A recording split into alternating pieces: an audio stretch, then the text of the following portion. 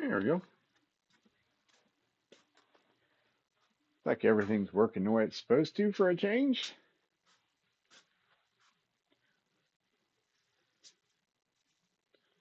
Welcome to Sunday night. No real big adventures tonight. As promised, I'd start out by finishing a couple pieces with the super glue that I am a distributor of, as I knock the bottle down in a place that's going to be very hard to reach. Not a good way to start out the day.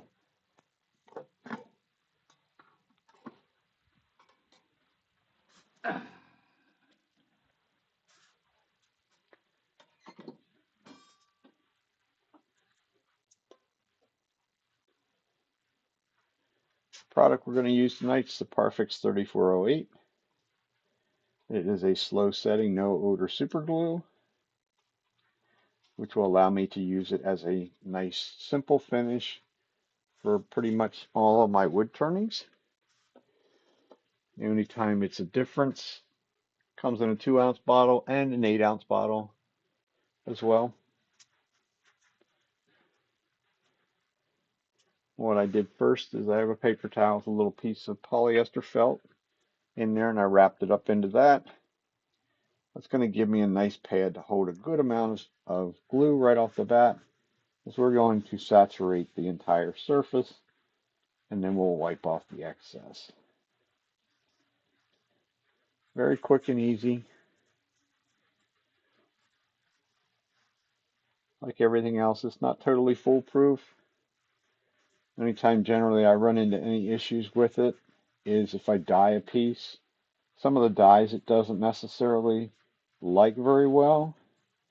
The reason it doesn't like some of those certain dyes is because if you read the label on them, some of those dyes are using some shellac as a binding agent, I guess. That's what it was explained to me as. I use it as a binder. And then it creates a shellac layer. If you know anything about shellac, it pretty much wants to seal the pores up. So when this super glue doesn't have a place to soak in, it doesn't know what to do. So it wants to sit on the surface, and then it will set up on the surface and give you a lovely raindrop effect, which is definitely not what I want.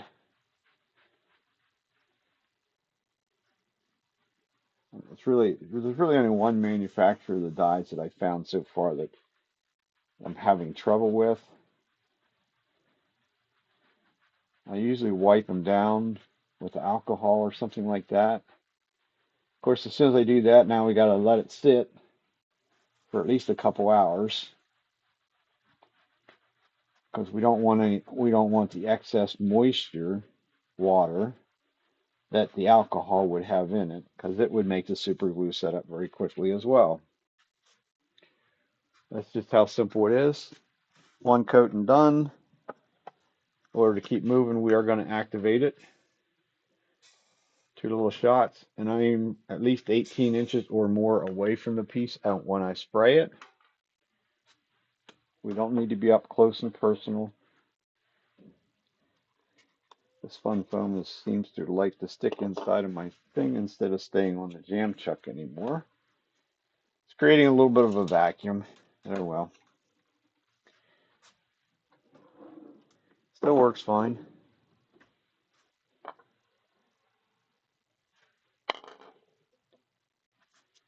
So we have the inside or the outside done. We'll put it back. This one here has a tenant on it.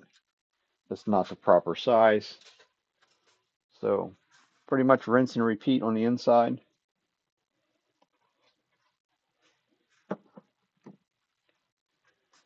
Another paper towel, another piece of felt, and away we will go.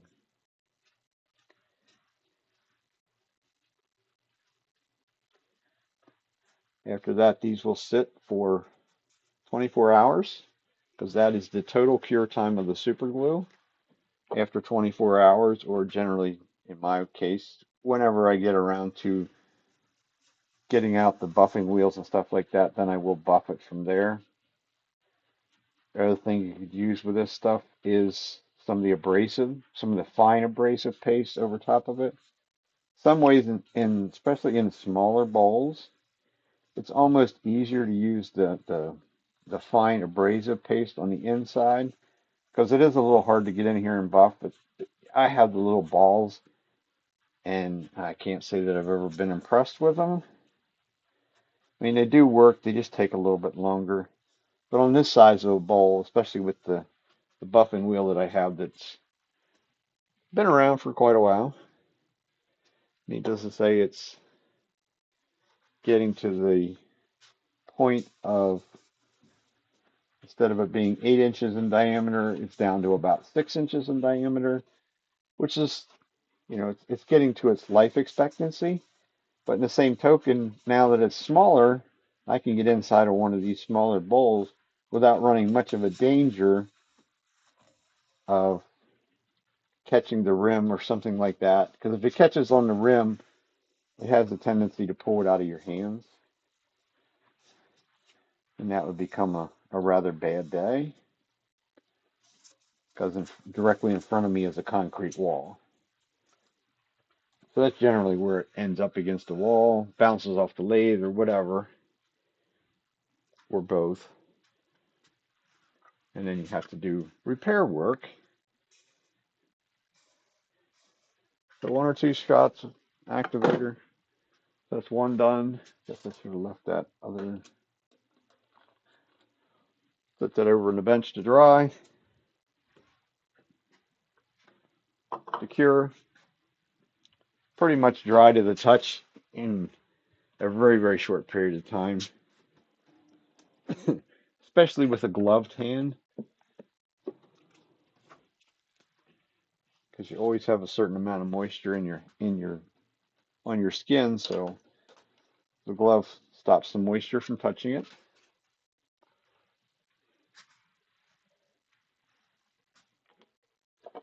So this one we do not have. I'm knocking everything over tonight. This one is actually complete. The bottom is done. I'll have to switch jaws when we get to the inside. So I can do this whole thing, maybe except for the exception of I won't go into this little center area until I get the whole thing complete. And that'll be kind of like the last thing I do on that one.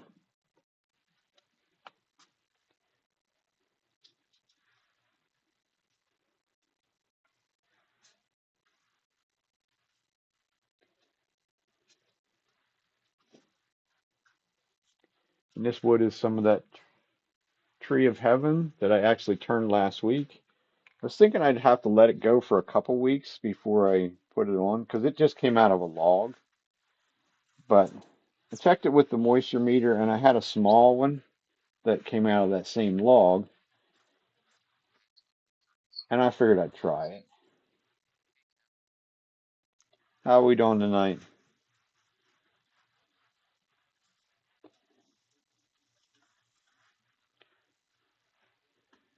Get in the little crack at the foot, let gravity do the work for us.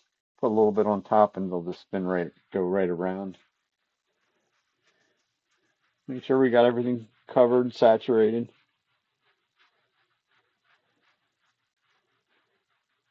So it looks like we're there. Nice and wet.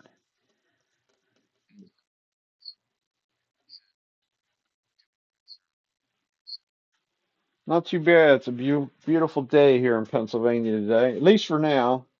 I guess they're saying we could get some severe thunderstorms yet tonight, but this morning, this afternoon at least, it was a gorgeous day.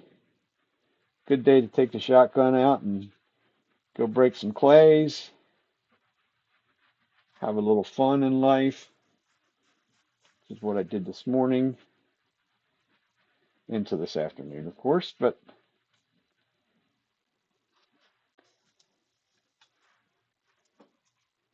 then there was an event that I had to go help my wife with because she does dot painting. If you've ever heard of such a thing.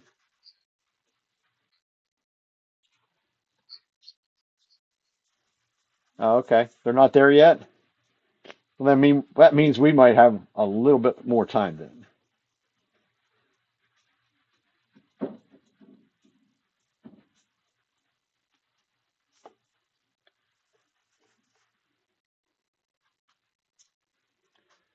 That's the outside done.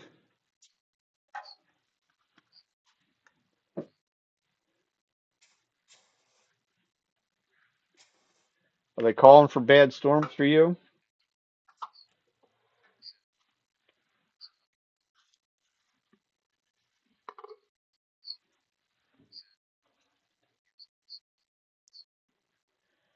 No, actually they don't use pens. It's not a pen. It's like a multiple different things that she uses for such things as that. There's regular little stylus things that they make. There's acrylic rods.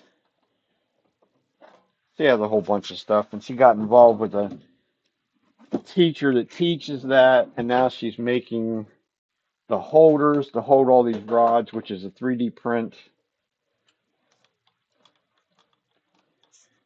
So if I want to print something on the 3D printer now, oh yeah, I don't know. This year's weather is just something else. Some of my wife's painting friends or acquaintances or whatever you want to consider them live out in Denver, Colorado, and they've had warm weather all winter and very little snow. So they figure they're going to be in drought conditions for the summer. I was watching the weather the other day. It's like, oh my gosh, Arizona and some of them places are already getting 90, 95-degree weather. And I'm like, what are we in store for the summer? It's like, geez. So on to the inside. Whichever side you do second will take less material because the other side now has clogged up the pores. So it will take less.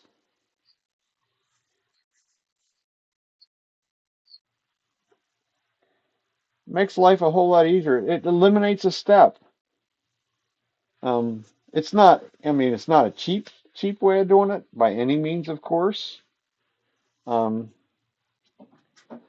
but yeah, I have a tendency, there's a whole lot of the stuff that I do anymore is if I can get it to be the size that I like and sort of sticking with that um, 1/3 rule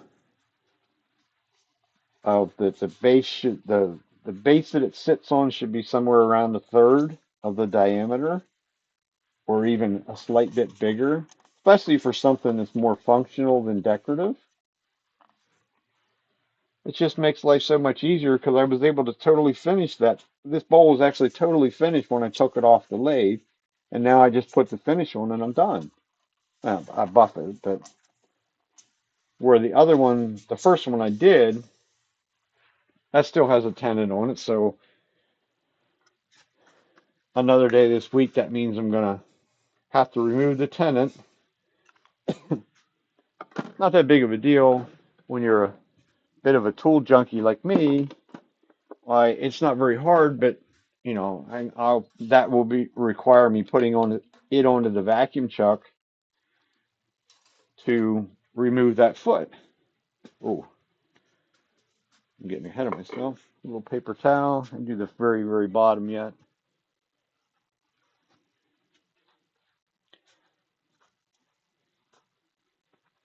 It's kind of scary. I taught classes this Friday and Saturday. And Saturday we sort of got into that discussion on some of that stuff. And it just if I could do that, if I had the multitude of sizes of jaws, or at least a bigger size set of jaws over there for the classroom, well, that would just make things so much easier to be done with it. Like I say, everything was done on the bottom of this bowl before I ever even took it off the lathe. So it's just elimination of a step. So that's done.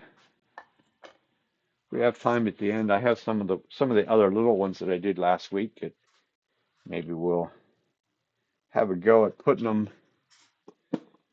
buffing them. Some woods actually are actually fairly shiny right off the bat, but most of them are sort of dull.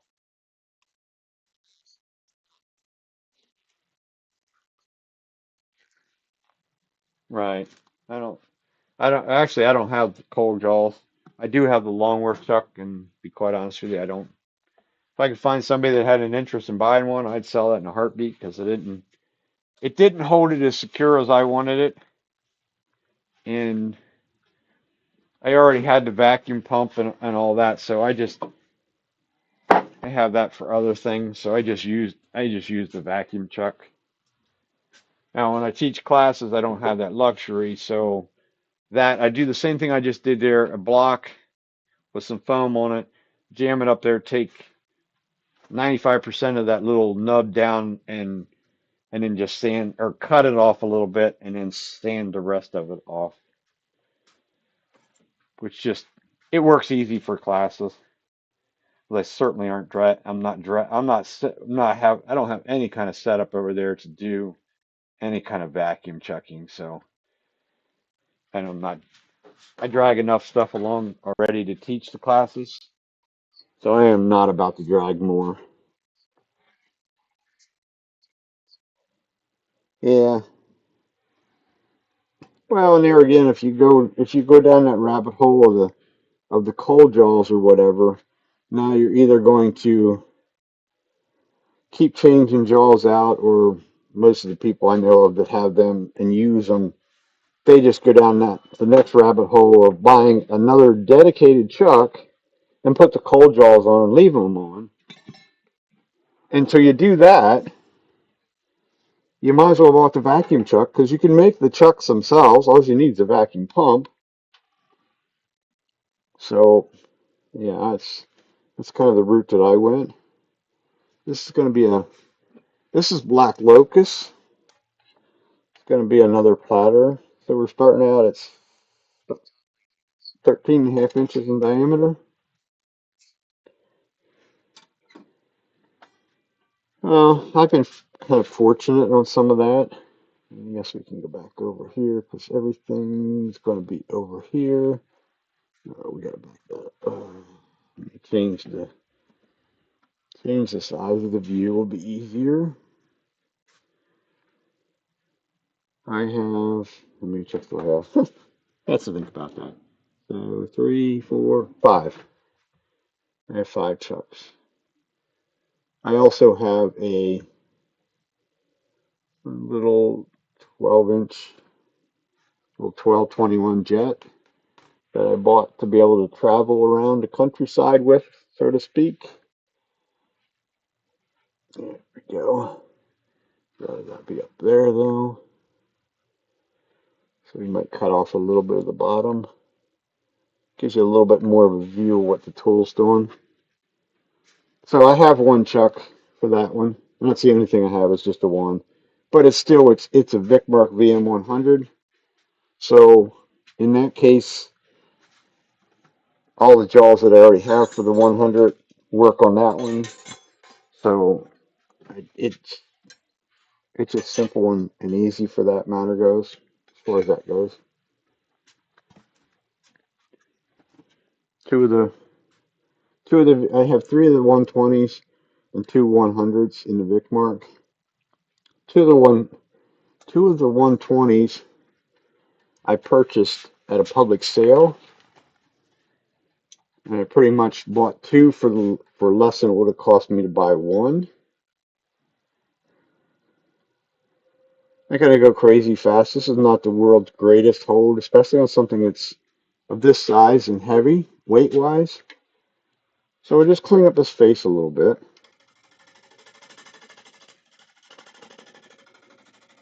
I think I put it on the right orientation that this is going to be the top.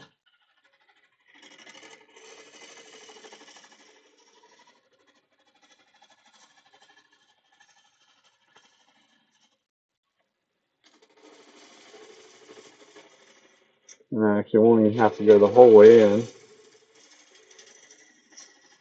This is taken off of a slab That was given to me by a guy that seems to think he likes the color and whatnot of the black locust. I don't necessarily really don't necessarily care for it too much. Huh, my eyes are working pretty good tonight. I'll give it that. So we're gonna need a tenant. This is big enough I can get my parting tool in out here easily enough.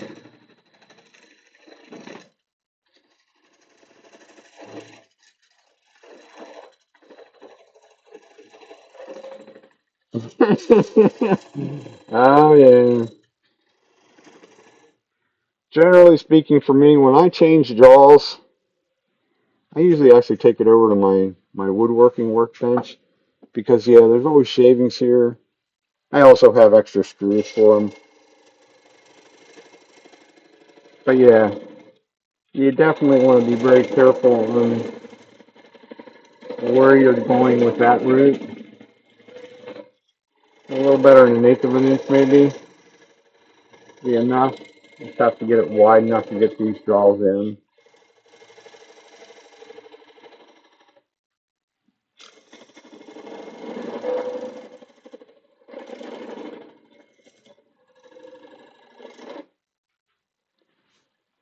This working with this stuff, this might actually be kind of a scenario of how much time are we going to spend sharpening because this stuff is abrasive. It doesn't suit. Great firewood though.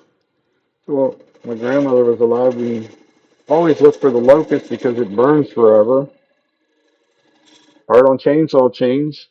If you were sawing it at like just before it got dark or something like that, you can literally see the sparks coming off of it. But there's whatever kind of abrasive that would be in it, silica or something or other.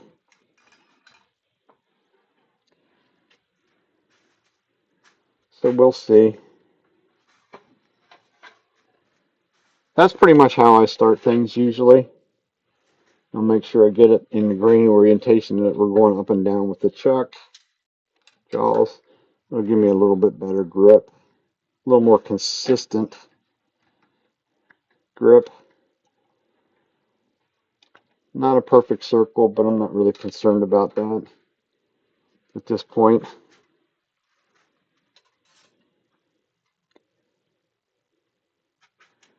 So now, take the last center out, but I can probably right for the moment till we get this thing totally in balance. Ooh, will it go underneath there? Oh, barely. Better not try that. It wiggles at all, it'll be hitting.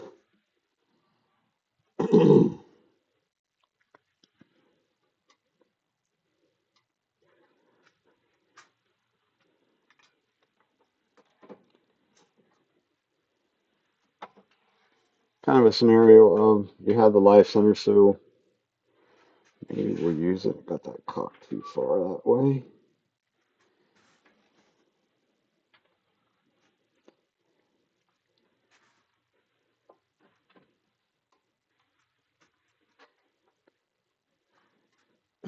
So let's see if we can go.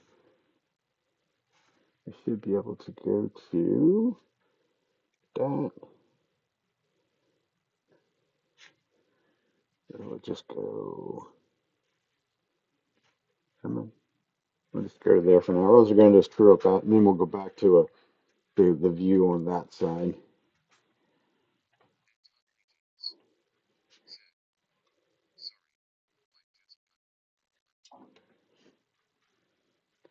You got to go take care of the boss. I understand that all too well.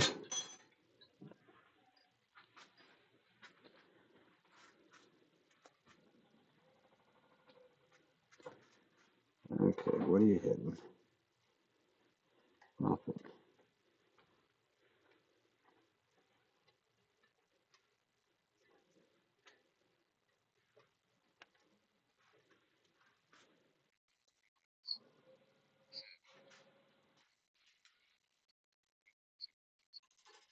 Oh, wow. That's not good.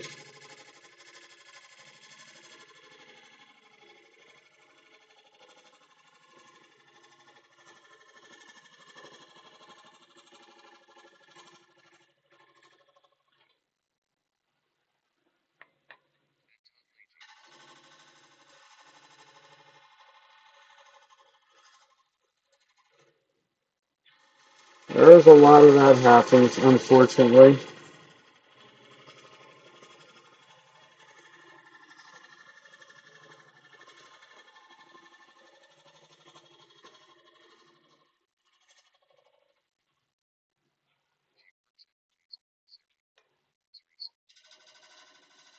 Okay.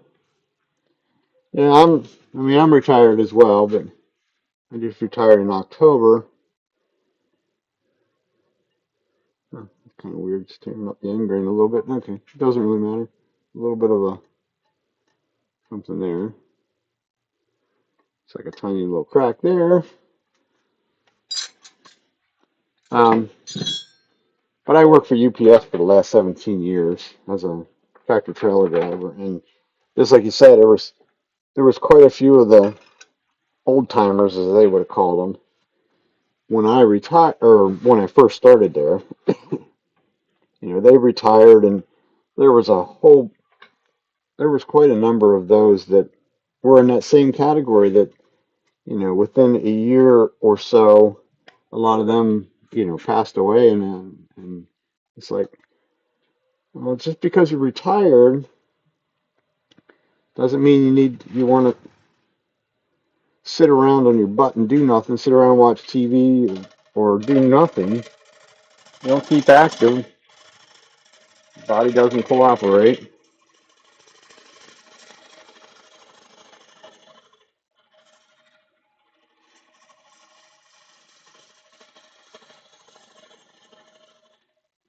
I've stayed pretty active myself. Razor blade.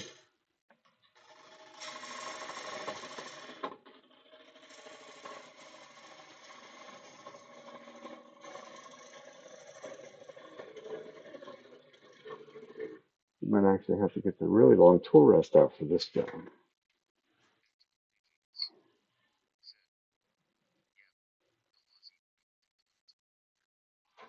Oh yeah, yeah. I don't.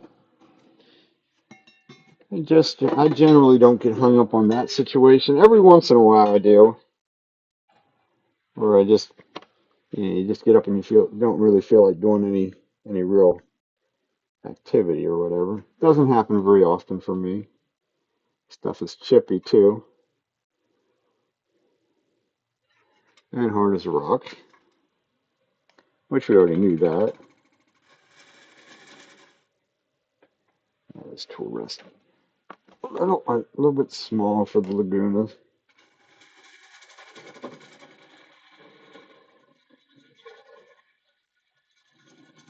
That goes by quick. I know everybody says the same thing, but yeah, it goes by quick. At least up until like the last month or two. And it seems like it drags forever. At least it did for me. I'm not. I'm not. This is gonna get an OG curve on it. Ah, that crack goes in there a ways. Didn't see that earlier. Hmm. Hopefully we can get underneath that. If not, we'll be making a much smaller platter. I think that's where we're only going to worry about the base right at this point.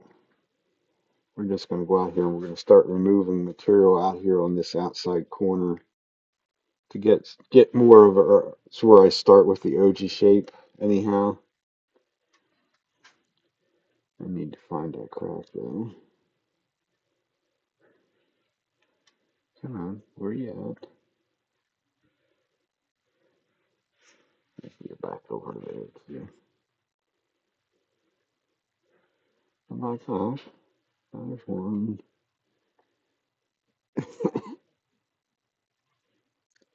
Oh my gosh, I know I'm not blind. I'm not that blind. There it is. Just get a trusty little pencil and we'll mark that area. So it runs from there down into there. so I don't have to keep hunting for it.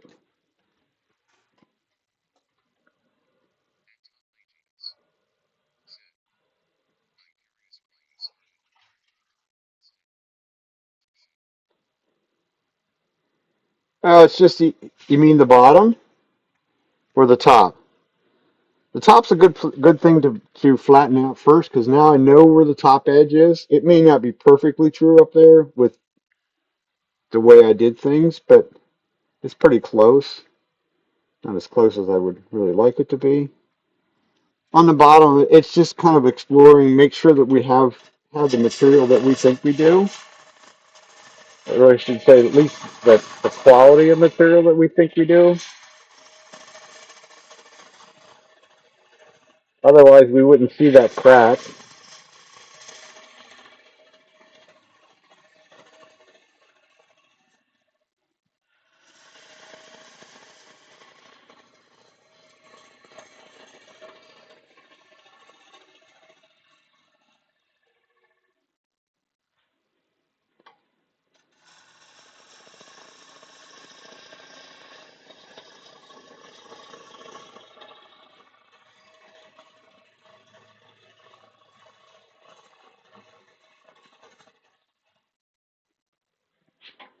Not getting quite as much of a curve as I want.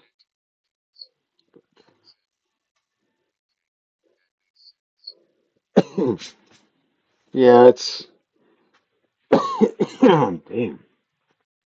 That's sort of the way I was taught from early on. It looks like that crack's going away, so that's okay. It's really more of a exploration of, and it also gives me the opportunity now that I've faced both of these off. They should be pretty much parallel with one another, and it also is going to allow me to get the speed up a little bit faster sooner because now it's in balance.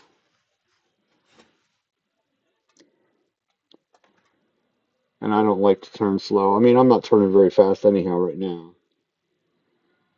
because for some reason it is still a little bit. I don't know. There, I was able to go through the vibration. So we're up to about 1360, something like that. So it'll make my cutting more efficient.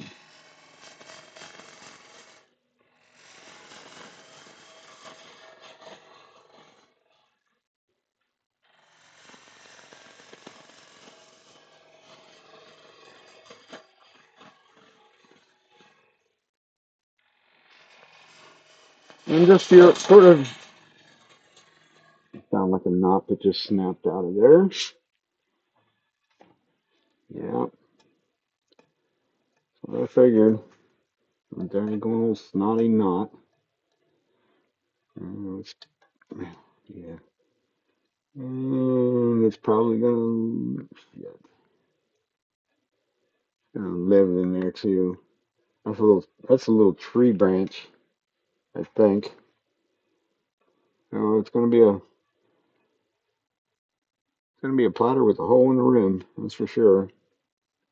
So that tree branch is going in at an angle. By the looks of it, it's going across that way. So chances are it's going to come out somewhere up in here. That could be why that crack developed up there already to start with.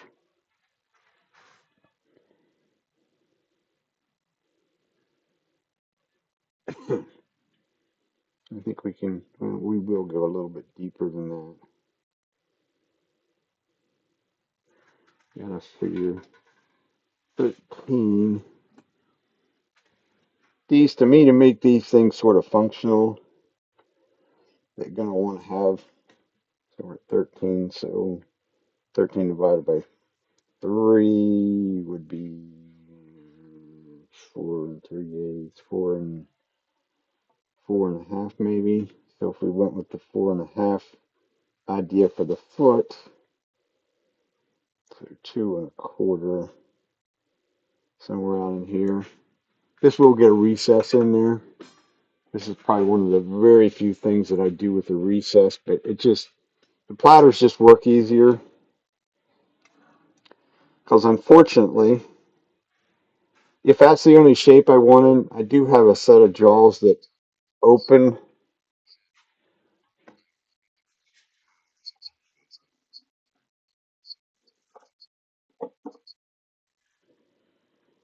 Right. So that would grip 8 inches, so that's too big. I do have one set of jaws. I only ever put them on the truck one time. Came from the same public sale. Right now, if I was so minded and wanted it that shape, I could actually create a little tenon the whole way out here, and that's how big those jaws would grip, which is entirely too, to me, is too big for that, for something like this. I'm thinking more like that area, maybe even look a little bit bigger than that. Go out in that area. We'll get rid of this corner.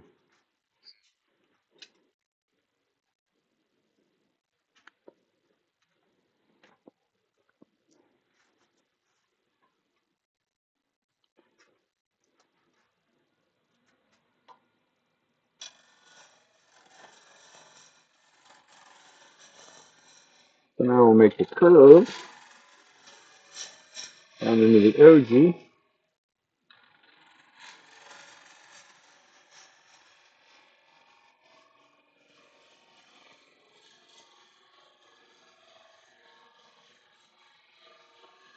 This is still sort of rough cut because it's not really a bevel supported cut.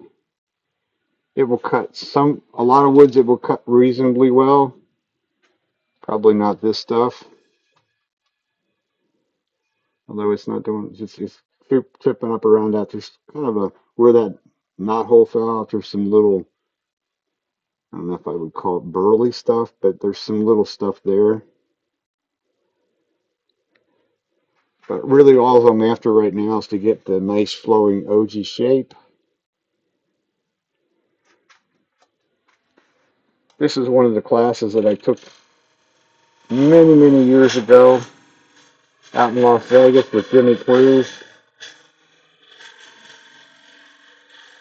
And he's kind of the master of doing some of these simple OG type shapes.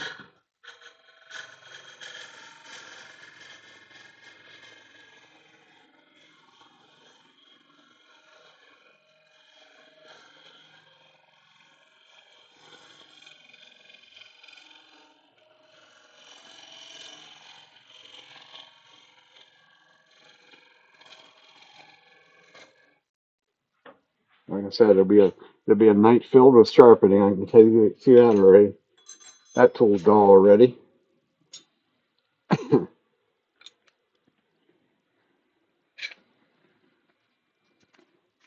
We have more in the wing, so we'll just go to our sharp one.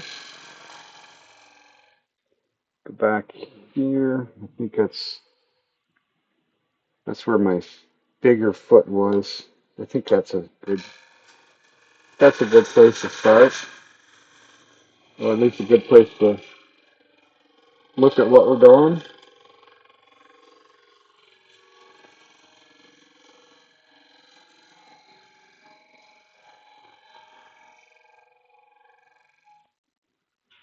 That should. That's a little on the dusty side. Not surprising. So now that gave us a nice clean cut the whole way across with going the right direction. It does have a little bit of, does have a little ripple grain in it. Kind of a nice thing.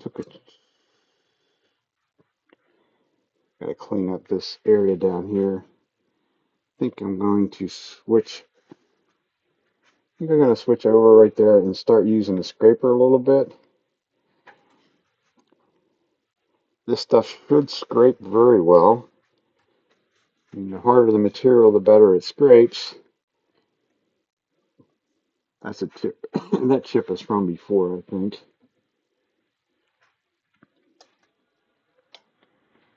A bit too high. Well, a little downward angle.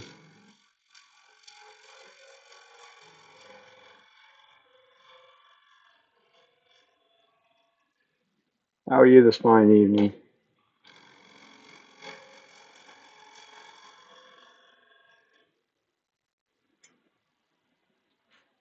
So I think that's got her foot semi-flattened out. Needs to be a little bit concave though. And it's not. Also kind of lost my mark out there, but it's okay. Tool rest is still just a bit high.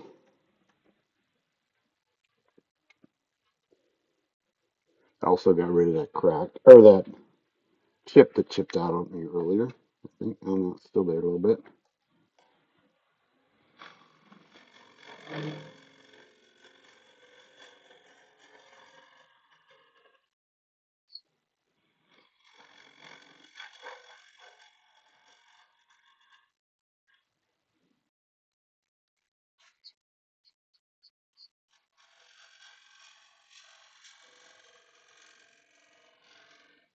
Yeah,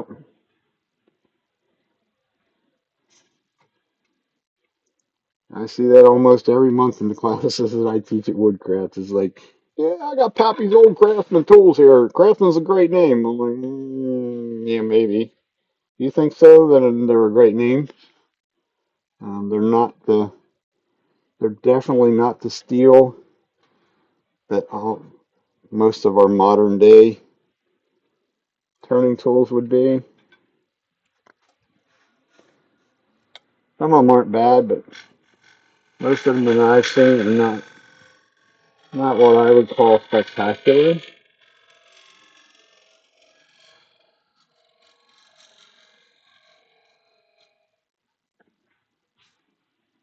And usually when those people find those kind of things, which there's plenty of them out there, they found them at some sort of a sale, public sale, yard sale. The problem I have with the Craftsman tools, and the turning tools anyhow, they are so short.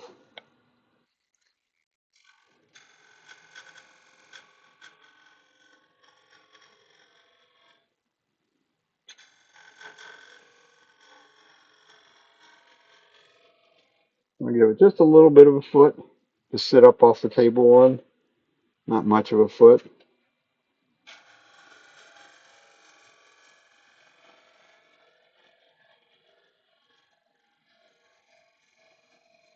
A nice shearing cut with the scraper.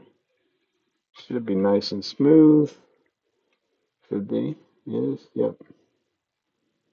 Okay.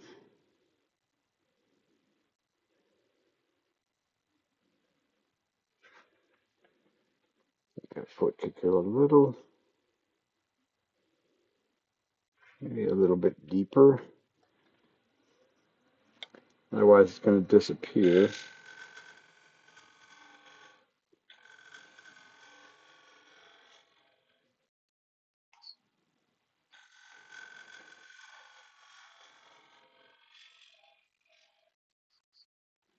Now, this is not going to be the tenant. The tenant on the other side, the tenant that's actually holding it, which is on the other side, which you'll see here in just a bit. I had it between center. Well, I had it between center and the chuck. I created a tenant on the top side, and I'm gripping it. It's eighth of an inch deep, something like that, 3/16. It doesn't need to be deep. If I had a chuck that was the right size, it wouldn't leave the jaw marks, which I don't. If I used the same chuck that I have in there right now, it would leave some very big jaw marks in it, I think. Yes, I know it will. So I'd have to get down into that. So this is going to get a recess in rather than a tenant. Um, the recess will be very shallow as well. It will be an eighth of an inch or less. That's all it needs to be. It doesn't need to be deep.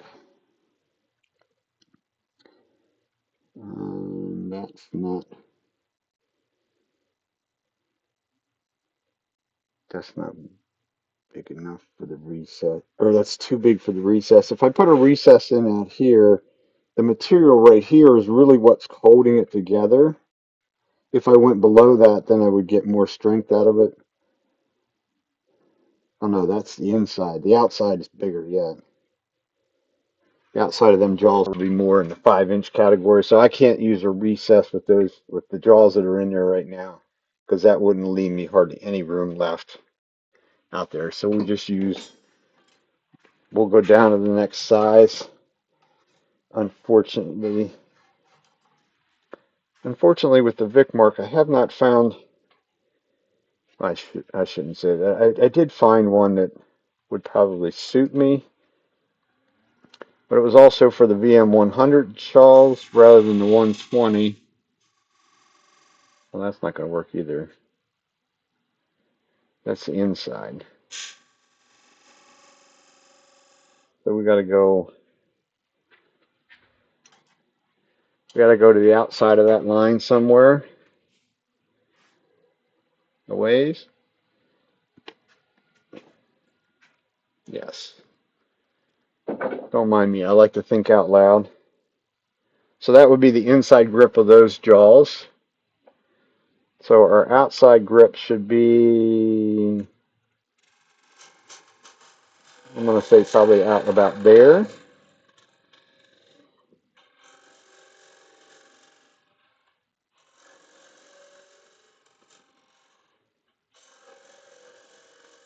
And I need it just wide enough to not dig into the edge, preferably. It's still going to be a little dovetail. That's somewhere less than 1/8 of an inch. We might deepen it a little bit more. It doesn't need to be. That's kind of a misnomer of a lot of people. I've gripped some really big stuff on just a very small, shallow recess. I've also seen it demonstrated the same way. That doesn't need to be very big. So I need about 3 1/4-ish area. Yep, that's good for the outside. Deeper doesn't make it any stronger, for sure. It just makes it deeper and harder to hide. So we'll get closer to an 8 in there. And I want just enough room. I should have measured that part. I have to watch because these jaws, when they get the bigger the jaws, the wider they are. So they're like 10 mil.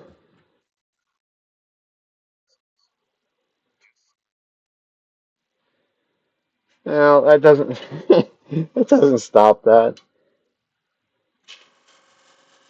unfortunately.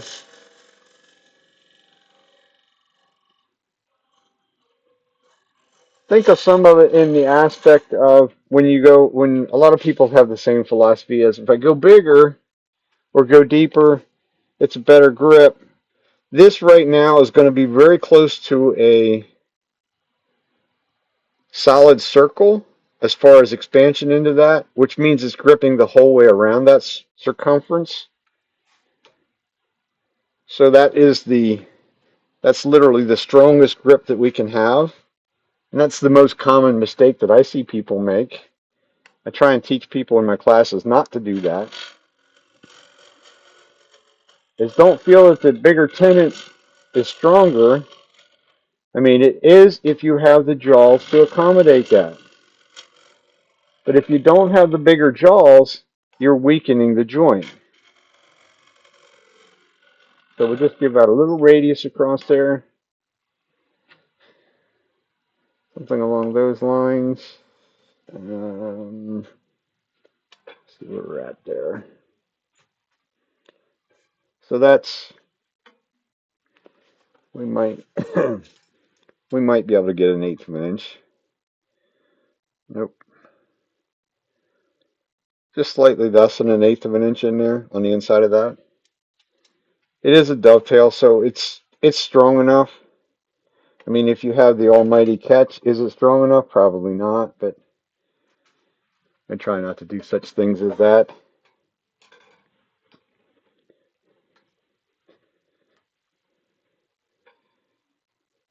So I just made a little dome in the center because if we're going to go through the bottom of a platter, actually the one I did a couple of weeks ago, I was very close to going through the bottom, but it'll be, unfortunately, it'll be in this area. And I don't use recesses very often for anything. So I have to be extra careful. I'm used to having a tenant or a foot. Generally, in my case, it's a foot that is part of the tenant. So I don't necessarily have to worry about some of that stuff. I'll just give it a little bit of a decoration. Very simple. Doesn't have to be fancy.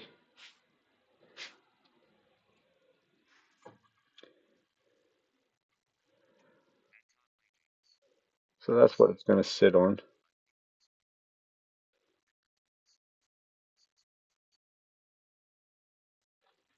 Right. Yep. An eighth or less. Technically, technically in a lot, and in probably more jaws than not, um, it's less than an eighth of an inch. I know my Vic marks are. It's actually considerably less than an eighth of an inch to make the perfect circle. Um, so yeah, proper size to the jaws that you have is the key.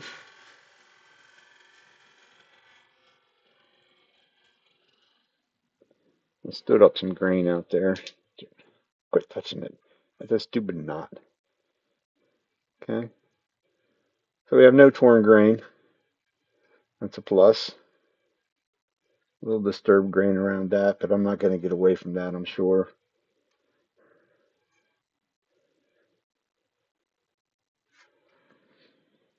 Unfortunately, I think that we're going to live with that. That foot, I think, could be a little a little bigger than what it is.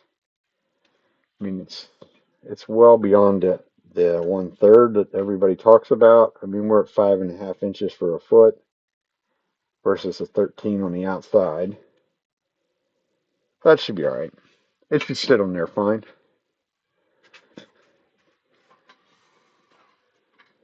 So from there, we'll give it a sand. The other thing I don't like about recesses is trying to actually sand in that area. I will knock that sharp corner off when I get to that point. Um, but we should be able to power sand this whole thing, or most of it. At least that's my plans, my thoughts. I don't like to sand anything. I try not to sand too much that I can't power sand. Just makes life easier, quicker, better end result generally for me anyhow.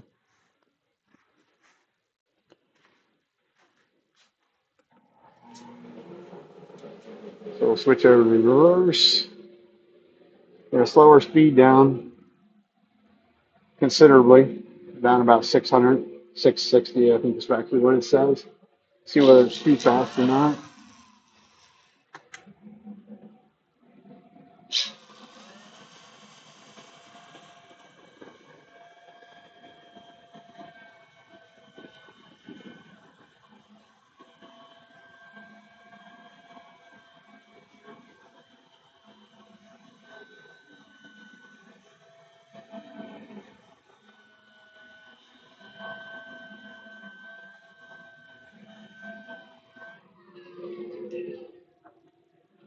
Now we actually started with 120 there, just because I knew there was some little patches generally around that thinking thing.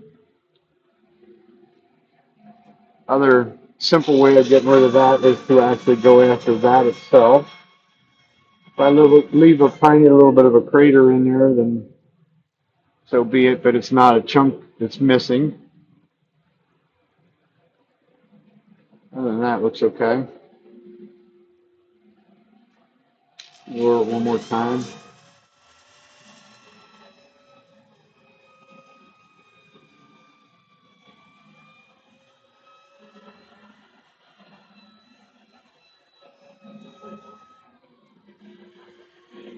Touch our razor blade out there. Actually, I could round that over even. Almost easier to round this corner with the sandpaper than it is to cut it around there. That's a place that any of this kind of wood like this is going to want to chip when I go around that corner, almost no matter what I do. So it's just easier to, yeah, it took what, 20 seconds to round it over with the sander.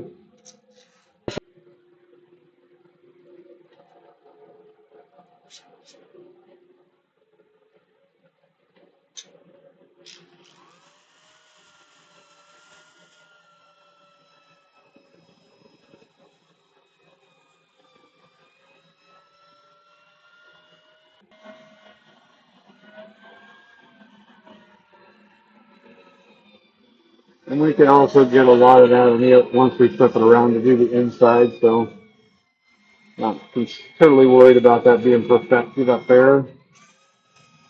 Now we went lighter and grit will go into there. The rest of that on the inside will have to be sanded by hand.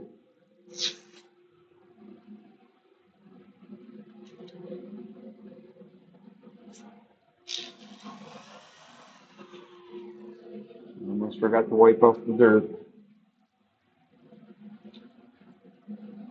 This is a simple tip I learned a long time, quite a bit ago. Get yourself an old paintbrush. Keep that dust wiped off of there.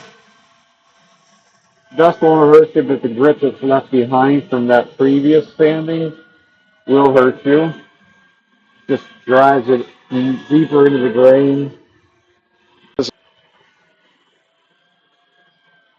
Nothing finer than getting done with the piece of just sanded and then take the time to shut the lathe off and check, which is always a good thing to do as well. But to find out you have some 120 grit scratches or 150 grit scratches or something like that, and you shake your head and you say, how? It's because little bits of grit got left behind, and now they're embedded in the wood, and it just keeps dragging them around. It does have some pretty grain to it. Almost looks. I have a couple other. I have several other pieces of this. This is the biggest one.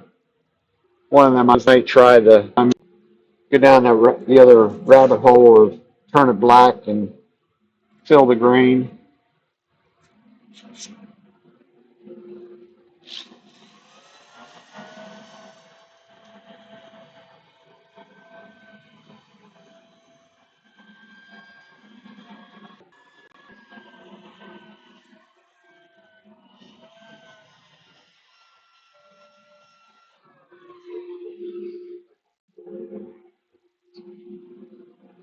Yeah, it's whatever. Yeah, it's a situation of whatever works best for you.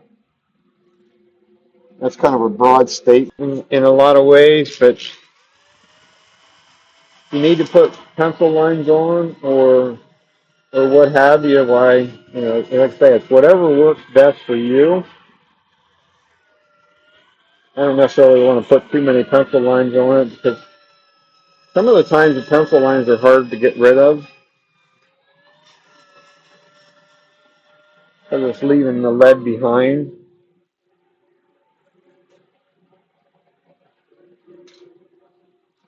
But it's certainly a good visual reference.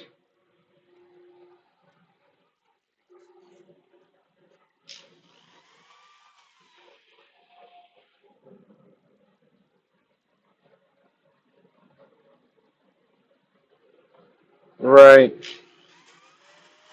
Yeah, a lot of times in cabinet work or something like that, then yeah, that's really kind of a good thing in some ways to do. There again, you want to be light, a nice light touch with the pencil, so that you're not having to work hard to get rid of those pencil lines.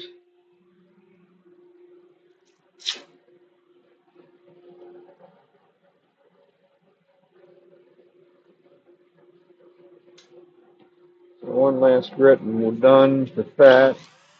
And we'll do a little bit inside there.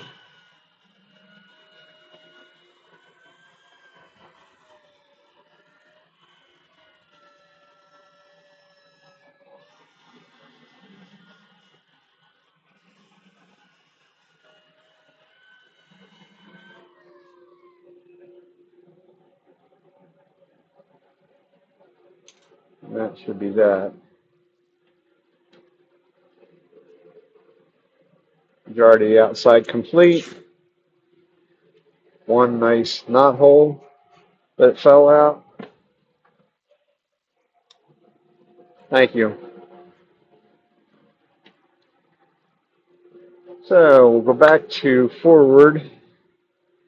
I can't seem to ever be talented enough to sand in reverse with sheet sandpaper, especially on the inside here.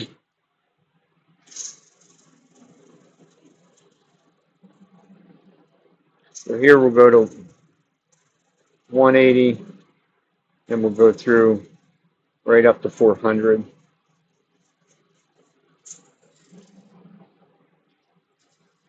Knock that razor blade edge off right there.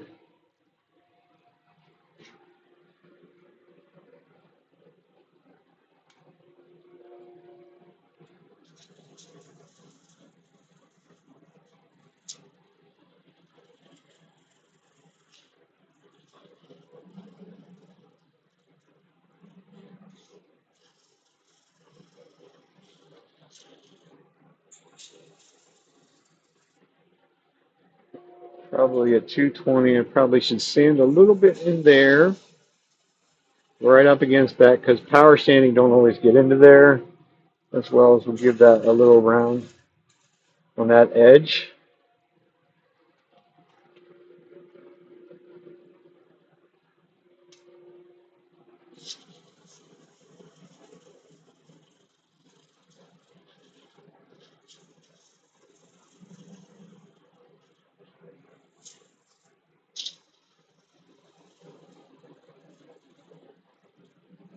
Hard to be able to keep the sandpaper moving in that tiny little area, but kind of need to do the best I can do. But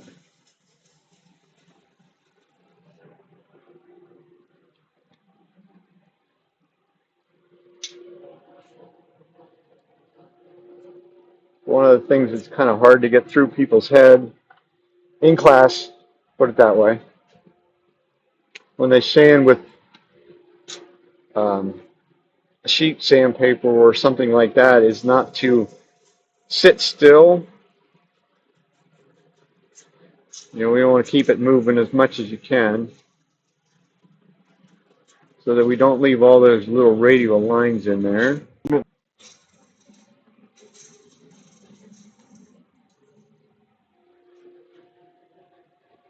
So that's through 400. That's good enough for in there. Should be. Nothing disturbed. Nice and clean and ready for finish. Think.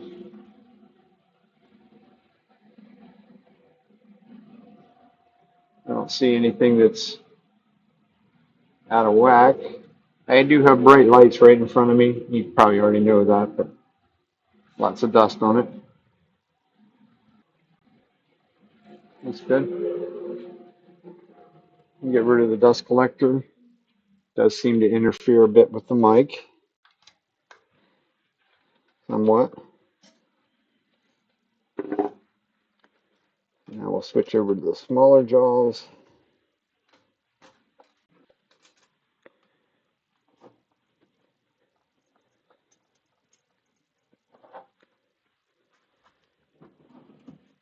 And we'll go from there.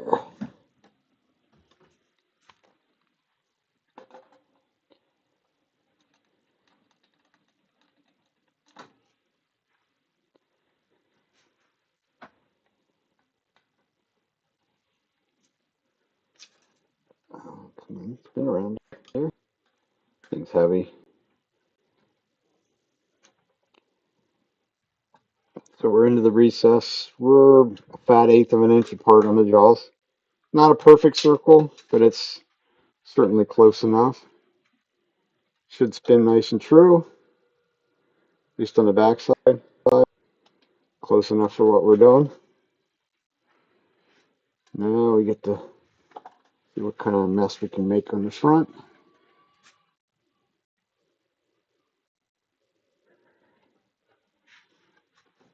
So my point on these is to figure out how big I want this outside rim to be. Shouldn't be really scientific and measure it. We can always trim it down. So if I start at 2.5, which is probably going to be too much.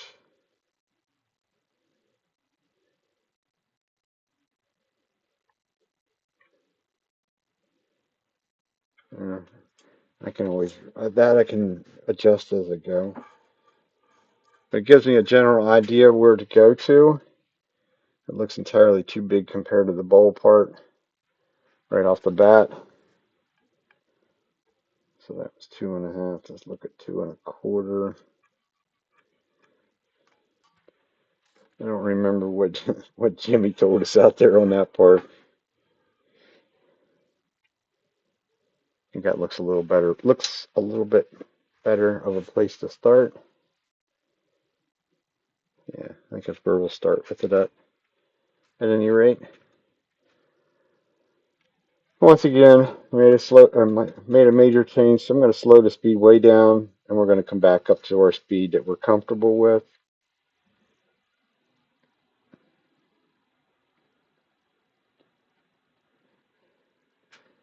First order of business, we'll mark where that's at.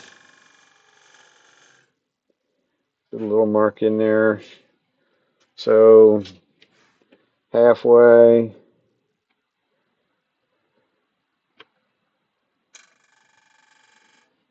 Just kind of eyeball it. It's certainly not flat in there. Didn't do a very good job flattening that out from the start.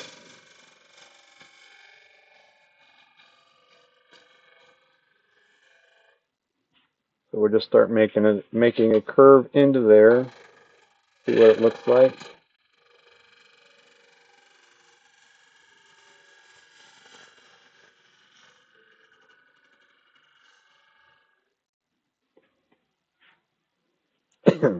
But it is way too thick out in that area. This wants to be relatively thin. Probably could have done that right off the bat.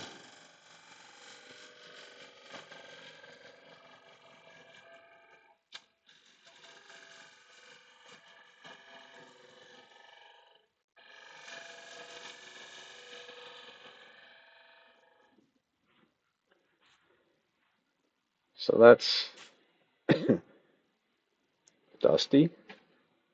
So that's more where I'm at. It's probably still a good solid 3/8 of an inch right on that very edge out there, which is plenty. Drop that down a bit so we have more room to move in there. And we'll make a curve to back around the other way.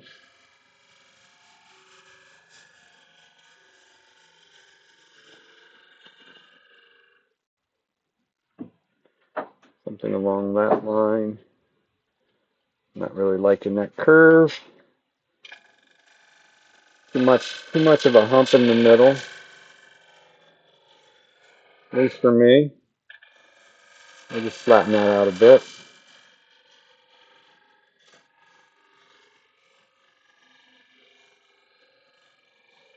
And we'll make it go a little bit thinner.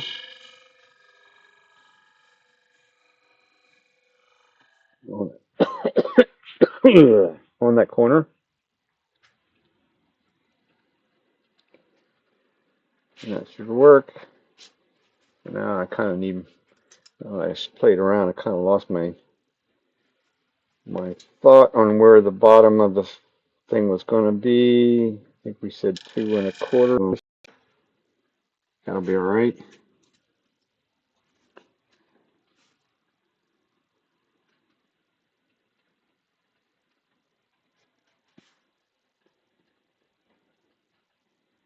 This is kind of the different part of working on things like that. A lot of times you try and stay out of the line of fire, but in order for me to see that shape, I got to be directly in front of it, which a lot of people would not like.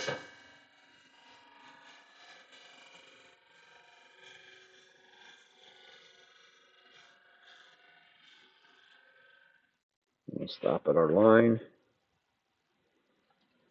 Give it a look, give it a feel, feels more important than looks. So it's a nice, sort of a nice gentle curve.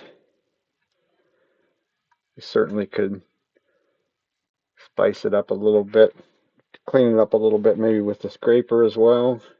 It is cleanly cut. It's left a little, you can see it as I spin it around, it's left a little blemish line in there. It's tough on this stuff because theoretically we want to go in that direction to the outside. We want to go that direction on the inside, but where is dead center on that, and you almost can't find it. So our trusty scraper will do the job. Torus needs to come up just a bit.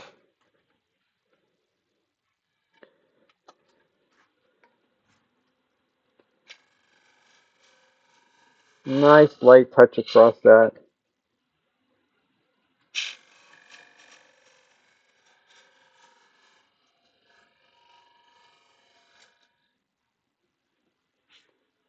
And that should work.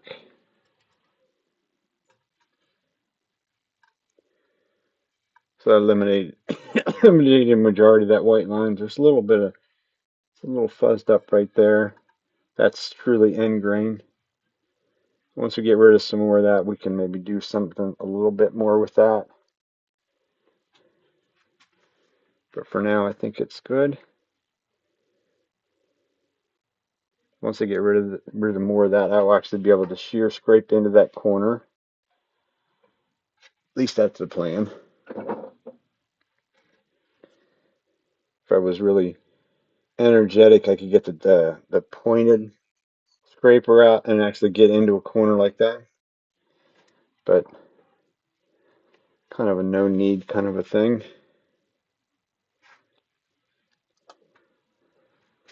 So we'll work on getting rid of some of the, work on hollowing some out.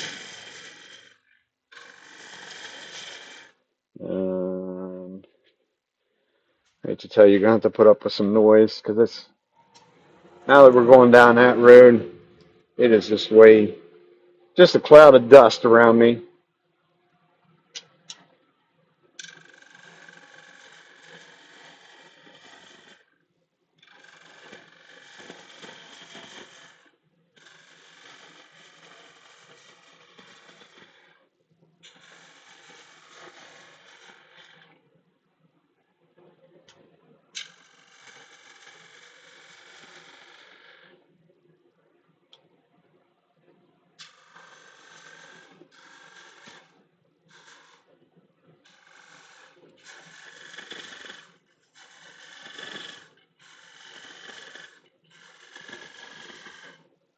I'll sort of dig it out along this edge, at least for a little bit.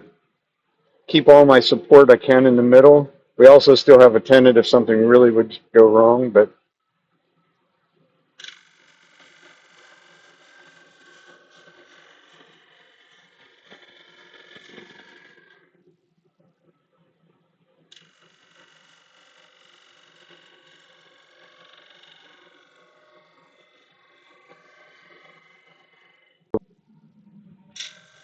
mostly interested in getting it right out here.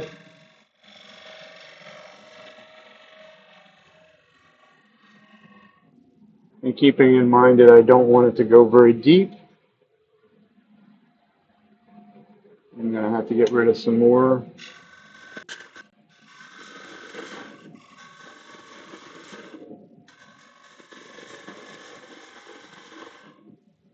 Always leaving my steps.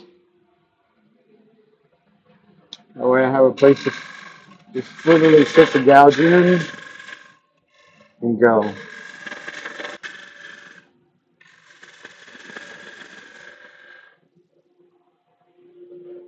And after the one I did a couple weeks ago, we were going to stop and check things a lot. I mean, we're plenty thick yet there. Got to get rid of the last little remnants of that ridge.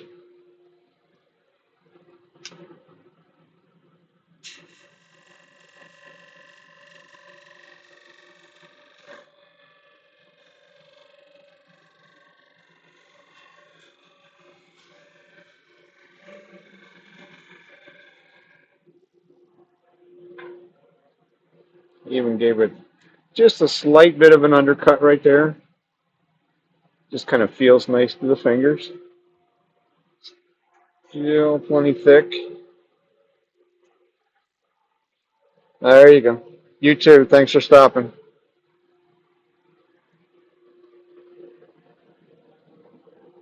Let's go back to our scraper. I want to make this area out here right before I move on.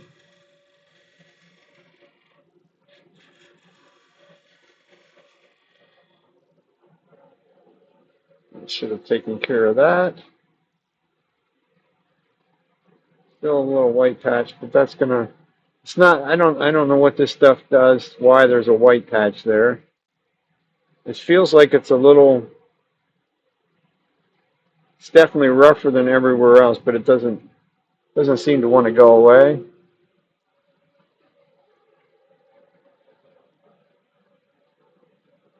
I think I got a razor blade edge out there. You can just gently touch that edge a little bit. Starts it to round over. It's also not an edge that if I get up against it, it won't cut me no more.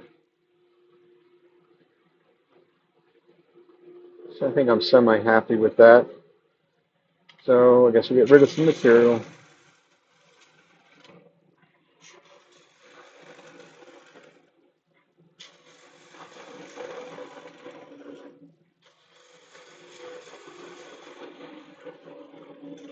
And we're going to go to gouge number 3.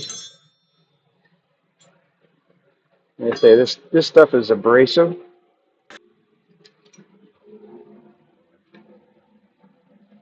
The rest of it doesn't like to cooperate.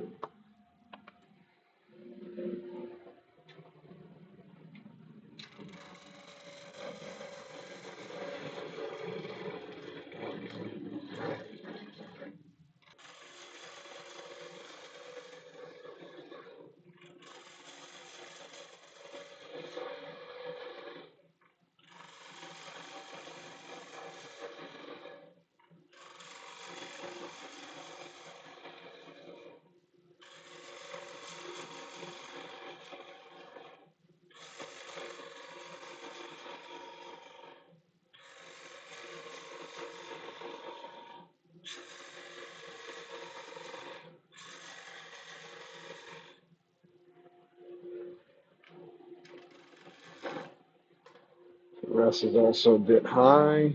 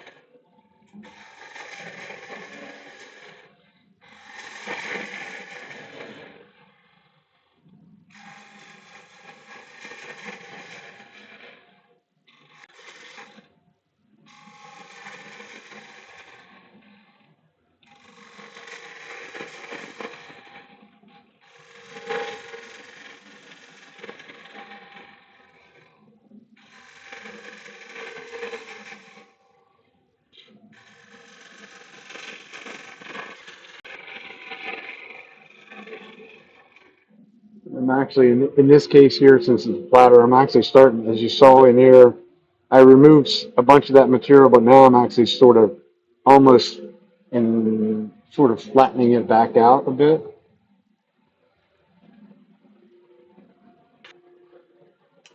Just so my little brain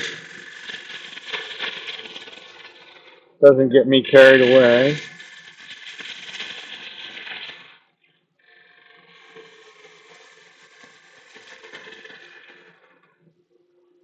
Because we do have a recess on the back to contend with.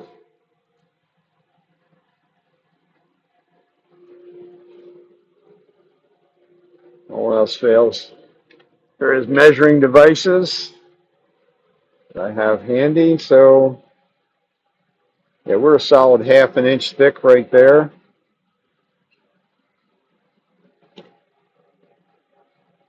Or 1/2 inch right there, but we're actually down more where we want to be, closer down in there. I have a nice curve. At least it feels okay. Maybe.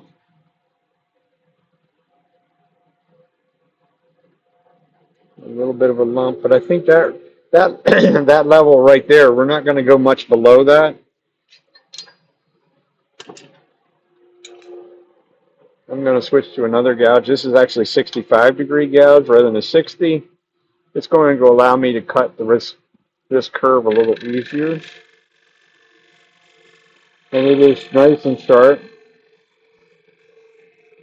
It hasn't been used yet, so try and move a little bit in that corner and sort of fade away to nothing.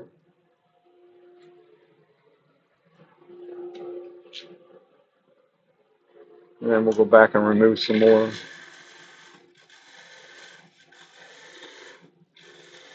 If I go back in this direction, as long as I go in straight, perfectly safe. It's also utilizing both sides of the gouge. Really what I'm doing is maintaining blade life on the right side. It's the side it's going to matter.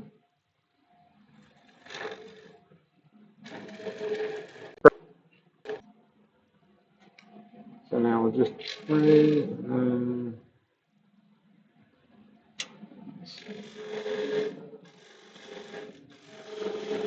buff that down a little further.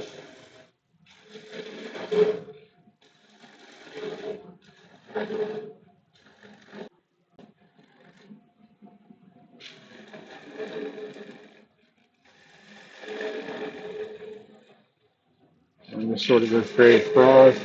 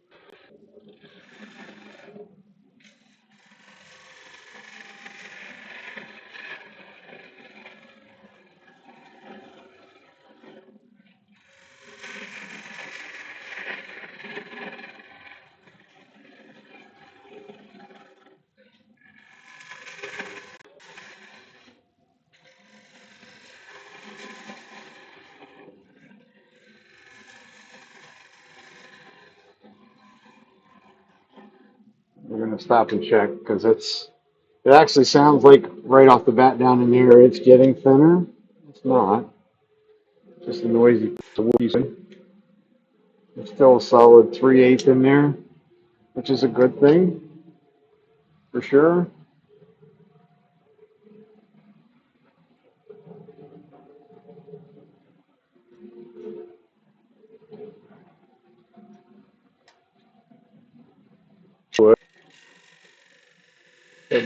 Go behind that last ridge. We're going to go nice and slow. Get rid of some more material.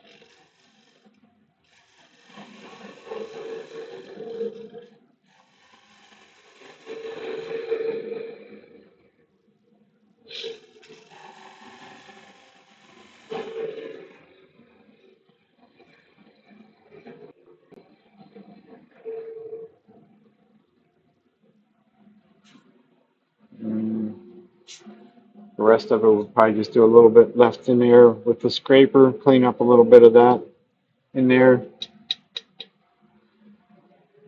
It sounded like it was actually getting a little on the thin side in there. Problem is I can't totally get into that. We're safe. Sounds a little bit hollow, but it definitely is thinner in that area than anywhere else because of the recess.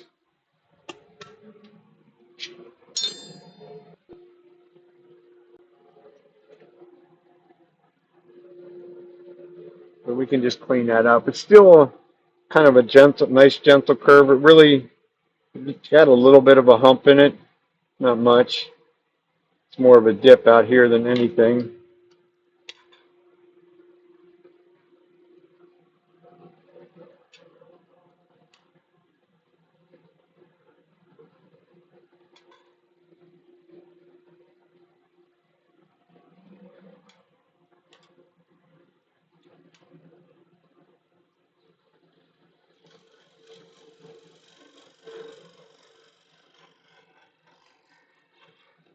Magic eraser.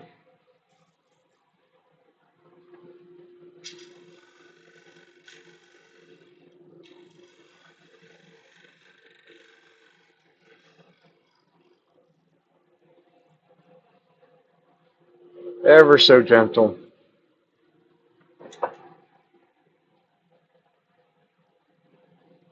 One tool in all the classes I've taught so far, I've gotten it out and used it on somebody's bowl or something like that.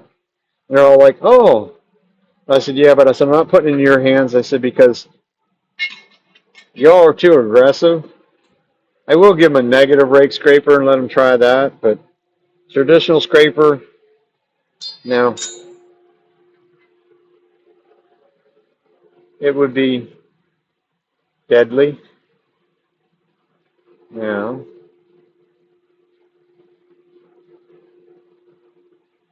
Probably going to sand this sort of in two stages, I think. Sand rim first, and then I'll put the softer pad on. But I won't be able to get the big pad to go in that curve very well. Or the harder pad, I should say. So we'll go back to reverse. First order of business is to finish up here. Finish this curve.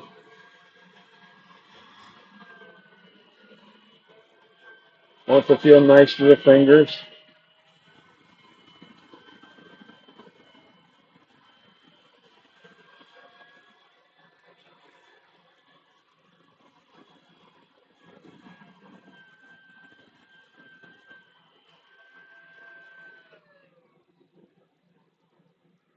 Looks like there's a white line. That's not a good sign.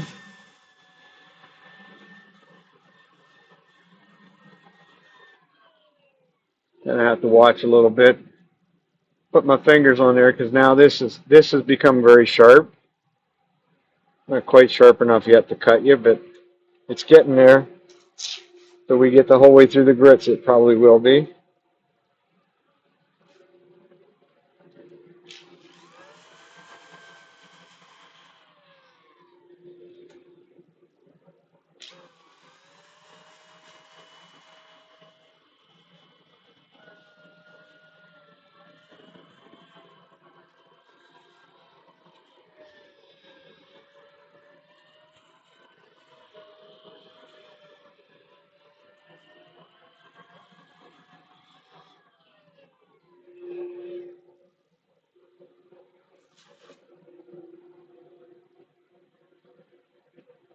Sort of still looking up at the horizon even when I sand, especially when I'm up here in this top rim.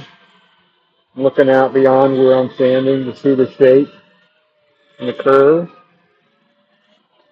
And come around the corner and we do the rest.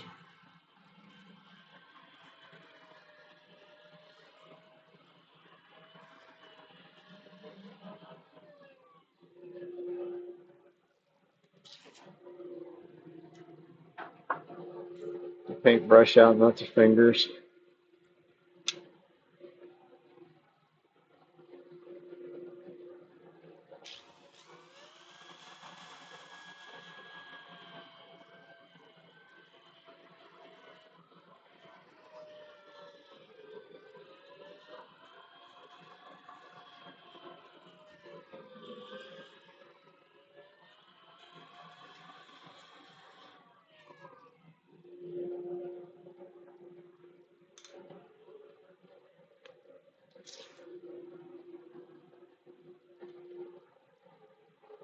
So that was 240, 320s net.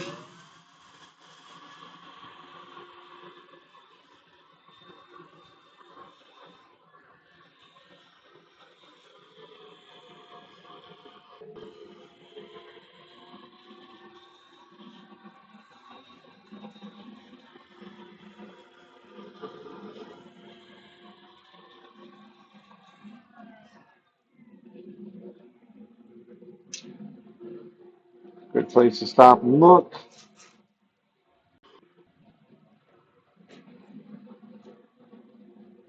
Should have stopped earlier than that, but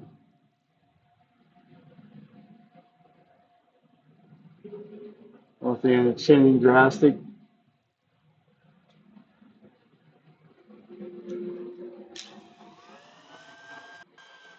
The other thing interesting that you could do if you find you like to do these platters would be to actually color that rim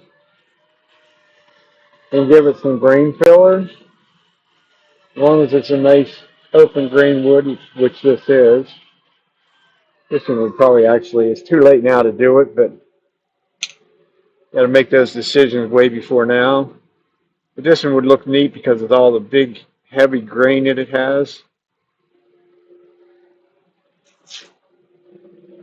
Almost makes me want to do the small one. Let's see where we're at time-wise. Yeah, I'm not going to get to the small one. Last grit for this rim.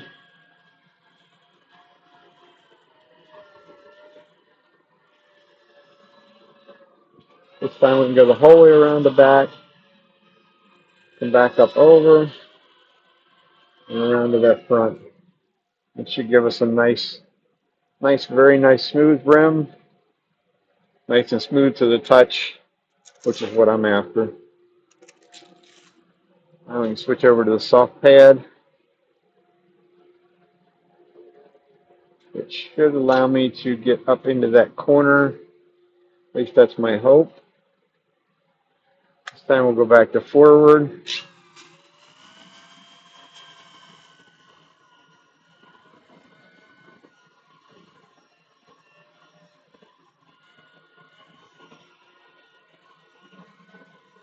Within that corner is going to be the problem child. If there's going to be anything wrong, it will be in that corner. And you see already, I'm probably going to have to go to the 2-inch pad because I'm stopping just short of reaching the top of it.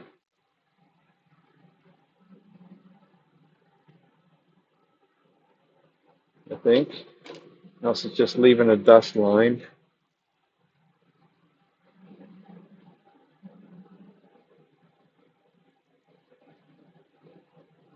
Got the corner, but I left some stuff there and there.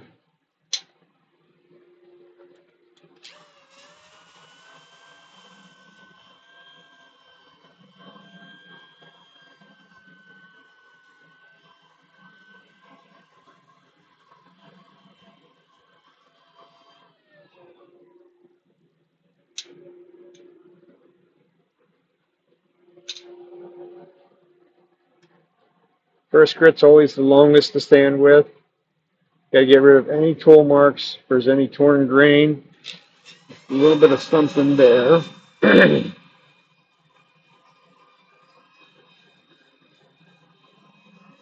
there's a little bit of disturbed grain there.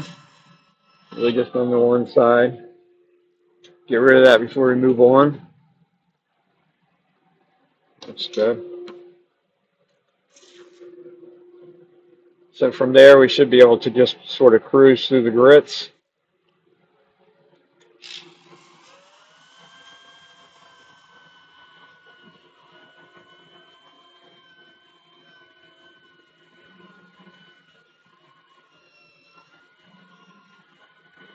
Go out over that edge a little bit. It's not going to hurt anything. It'll just soften it up a little bit.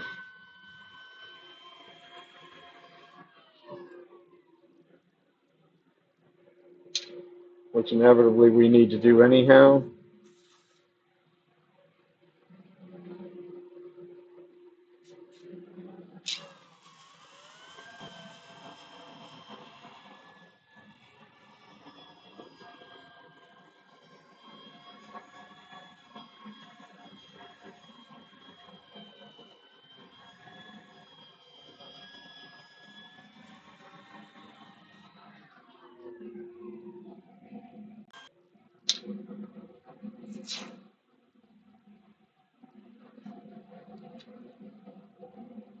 There, all we're doing is refining scratches.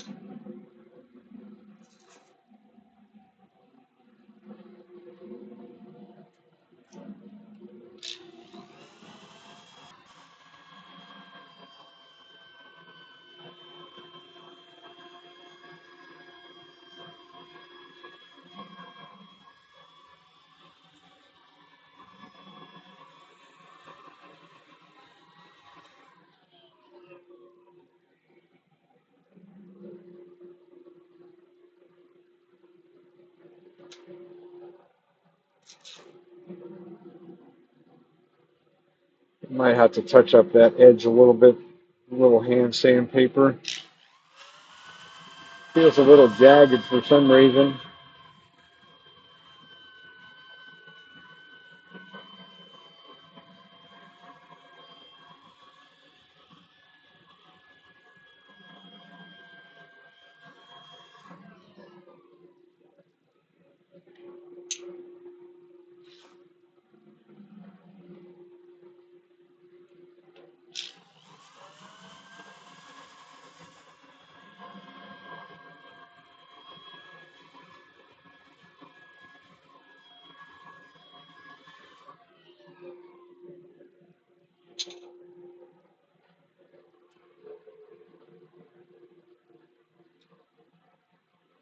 For some reason, when it was spinning, it wanted to feel jagged, but it feels all right by not spinning it.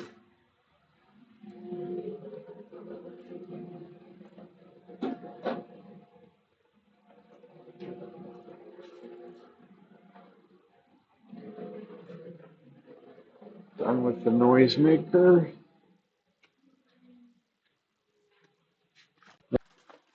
About ready to have to clean my face shield off. I've got so much, the dust just loves to stick to these face shields.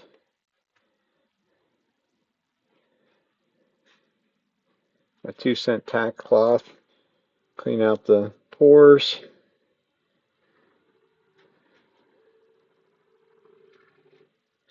Whole lot of dust and dirt in those pores from sanding. Almost no matter what kind of finish I'm going to put on, I'm going to always do this. You could if you wanted to.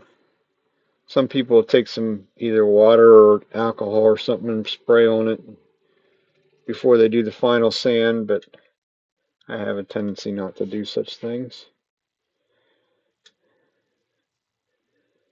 I don't know, for a simple piece of old black locust, it kind of has some color to it.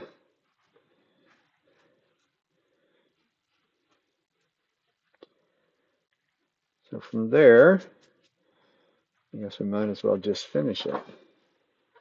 Put some finish on it, put it that way. Do anything else, we're going to be back to sharpening, which we might. I might start one of the other ones. Time of day is at 7:30. It'll take us a couple minutes to put finish on this.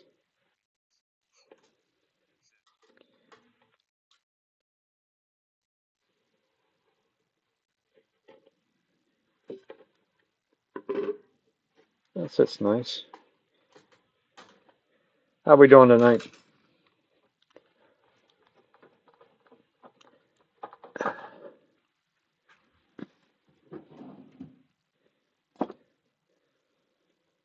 So we'll hold it just the same as we did the last one.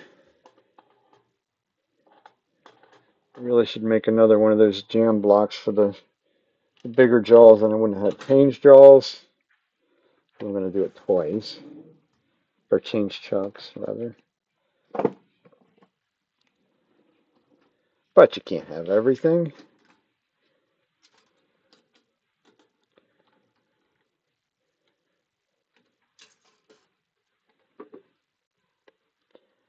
Not everything can be easy peasy.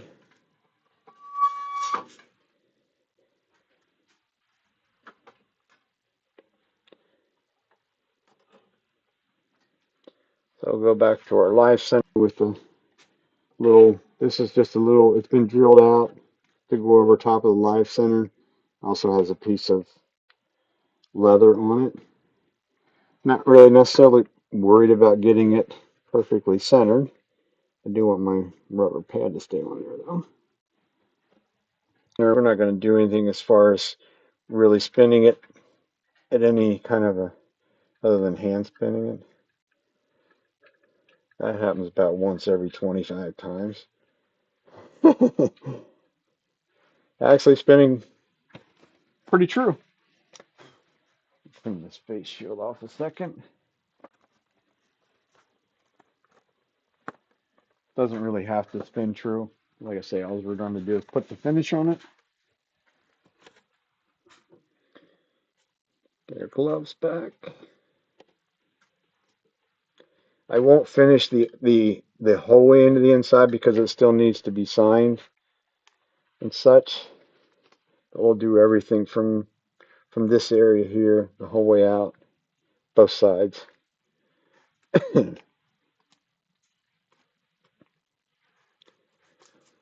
You need to get as much of that dust out of there as I can now.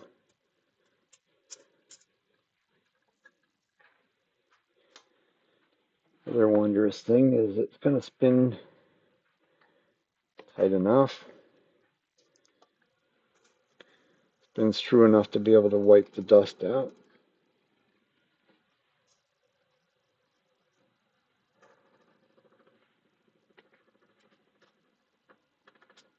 No, no, no, no, no, no, no, no, no. Don't get carried away.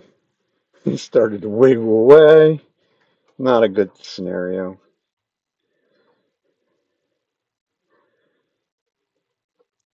The leather's just not really quite enough of a traction in there for that. No, well, I got it close the first time, but that's as far as we're going to go with that. It's okay. We got it wiped off. It's the important part. Couple paper towel. Last piece of felt. We'll do the inside without the felt in there.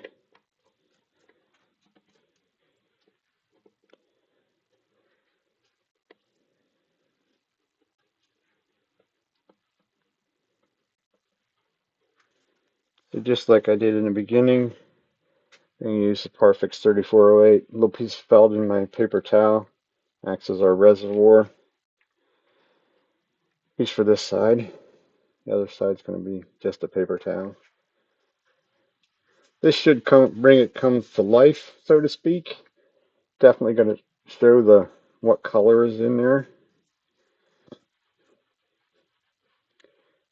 The amount of, especially the amount of big, heavy open grain that this piece has.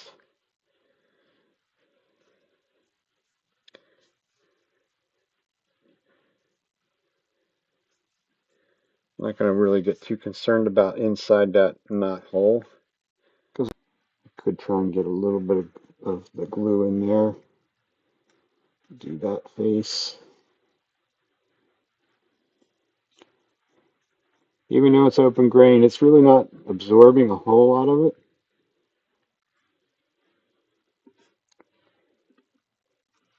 Have it run everywhere to get in there. Never a good thing. If I spin it around, it's going to come back out somewhere. No. Okay. Have a little bit of a, I think they would consider that a little bit of a fiddleback in there. Yeah. Kind of interesting. Dry it off.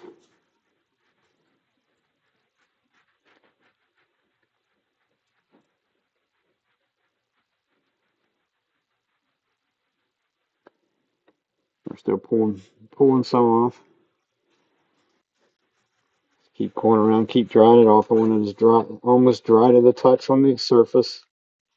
Most interested in what went down into the pores of the wood to stay there.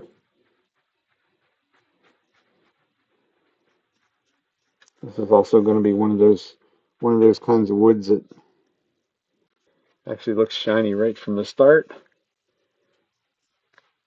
which is always a plus. It will dull as it dries. And then once we give it a buff, then it'll bring it back to life.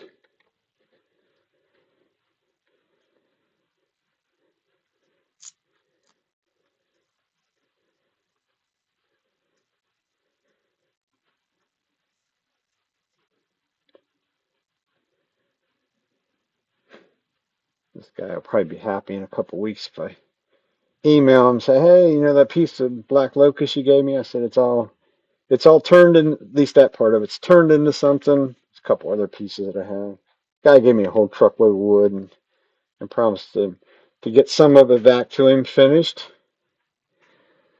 So I try and keep my promises on things like that because some of these people can get you a lot of nice wood. So a little bit of effort on my part to make something nice out of it and give back to them. It goes a long ways with people. So he will just, once I do that, and I gave him some right from the very beginning because some of the stuff he gave me was already dry and I could just knock it out, give it back. And of course, when I gave him stuff back, he brought me more wood. But it's always to stay in good graces if somebody wants to give you some wood, as long as they don't want to give you junk.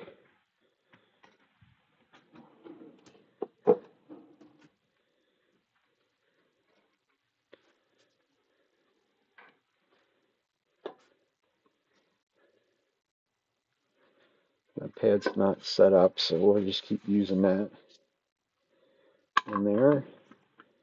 Back to our recess. It'll tighten up, and then we can do the inside, hopefully. Not normally reuse the same pad, but didn't set up, so I'm going to go ahead and use it. It's just less messy if I had that piece of felt in there. At this point, I'm too lazy to walk over into the other room to get another big piece of felt. It'll probably stick to my fingers, if anything.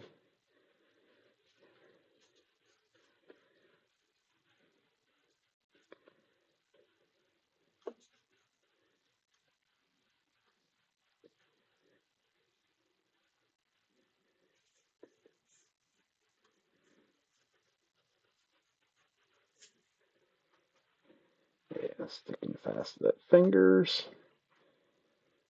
Pop the hole in the glove, so nothing out of the ordinary.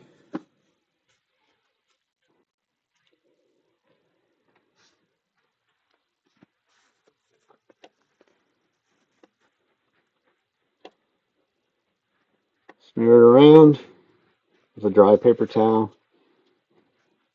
Make sure everything's covered. Still some coming off. There's still some of it comes back off, which is okay. It's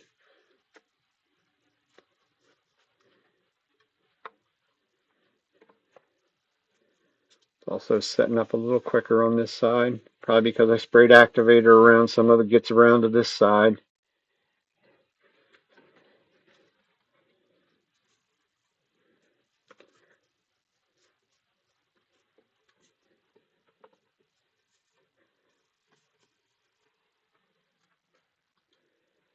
That's it.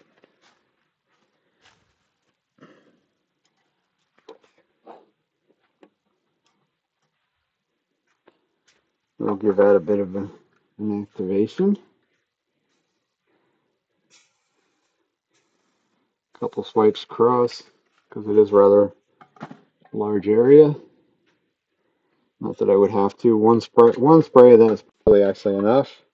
Once it starts its chemical reaction, it just spreads out very quickly. Get this chuck off and I'll flip it around and see it from the top view. Maybe make a little bit better sense of it. There we go. We can even bring it in a bit. Not that far though. So there's what the top looks like, or the inside. Did leave a tiny little bit of a hump in there. Not really what I wanted to do, but it sounded like it was starting to get thin because of the recess and what was done on the back side. Didn't check that after the fact. See if I can get it out here the edge without dropping it. Yeah, in that recess area, we're down to probably less than 1/4 of an inch. So our ears are always our best defense. And I knew when I got down in this area, down in here, it started to change. The pitch of the sounds changed. So I knew it's starting to get thin. So I wasn't too concerned about trying to be overly creative in there. Because that recess is there. There's also another little dip down. So you don't try not to tempt fate too many times on that, because I have went through some of this stuff. Like I said, I don't do platters very often anyhow. But that's that project complete. And what we're gonna do, I only got like 15 minutes, a little less maybe. So this needs to cure. Take 24 hours before it's totally cure. But I have a couple pieces over here. Actually, these pieces are actually some of the stuff from last week. This tree of heaven wood and some English walnut. I don't think I did them last week, but I did these little tree of heaven ones. They need to get buffed up so they can go into the craft store, and hopefully somebody likes them better than I do. That glove's no good. The other one's still alright. Always got to keep an eye on Harbor Freight when they run their sales on their Nerdle gloves. I always like to stock up. Keep stocked up, because I go through a lot of gloves. So we use the little buffing wheel.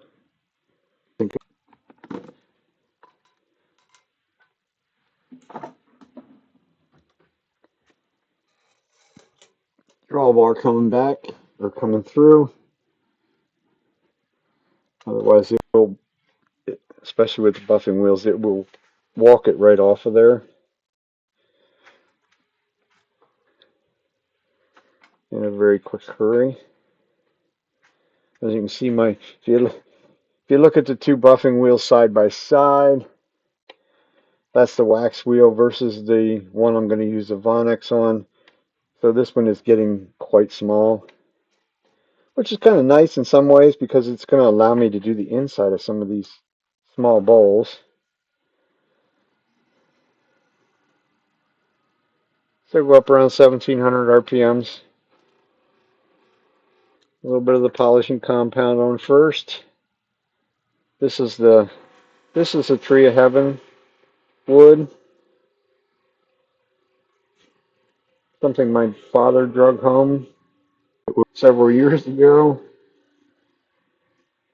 It just managed to get out of the garage and onto the lathe in the last week and a half or so. I was kind of pleasantly surprised. I never did anything with it because the end of the log did not look like it had any kind of interesting characteristics to it. So I just never bothered too much with them. This one's going to be too small to get on the inside of it, though. So that's the shine that we're looking for. It's a nice high satin, low semi-gloss type shine is what I'll get out of it.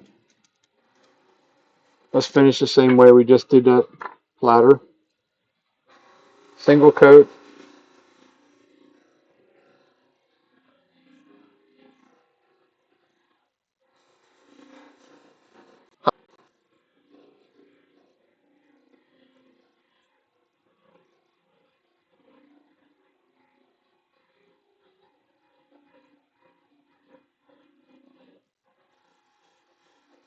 And we'll go through the steps just like sort of like what we did sanding. We'll buff it with the Von-X first. A little bit more compound on here. And then we'll put a coat of carnauba wax over top of that. Because these are finished complete. You can see they've been signed, they've been labeled and signed on the bottom. They're ready to go to someone else's home besides mine.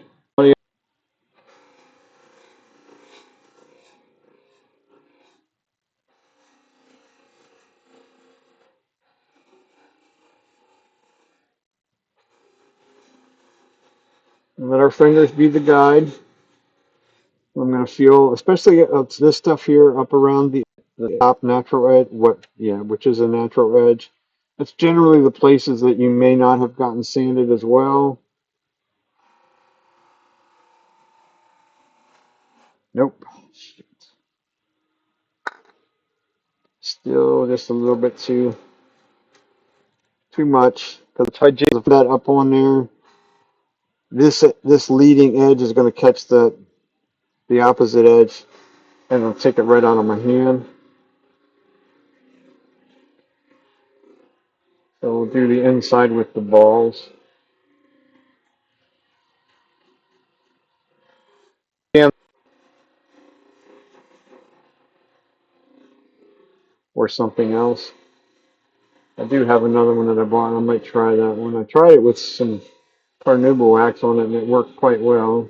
The only problem is it has to be in a drill chuck rather than the mandrel.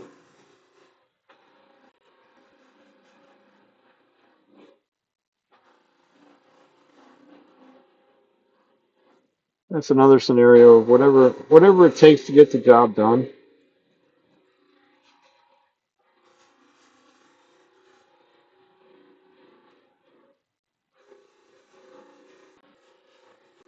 This certainly beats the crap out of 3 or 4 coats of some sort of finish on it, and hope you don't have any runs or anything like that. It's just way too easy of stuff to use.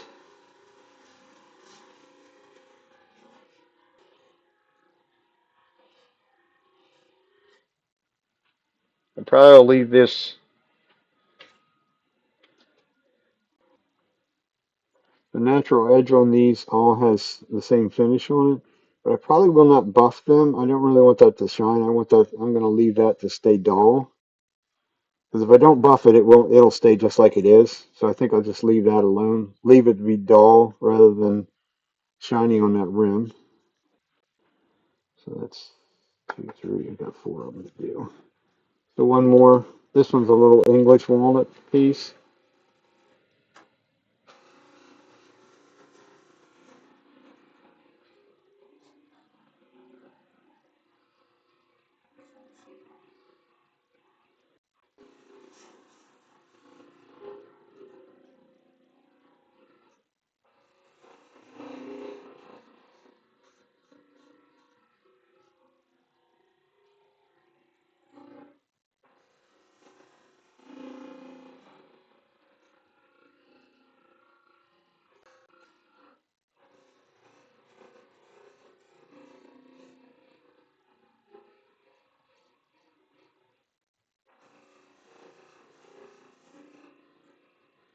I go the whole way around, looking for uniform shine the whole way around, feeling for your fingers feel it, what you can't see.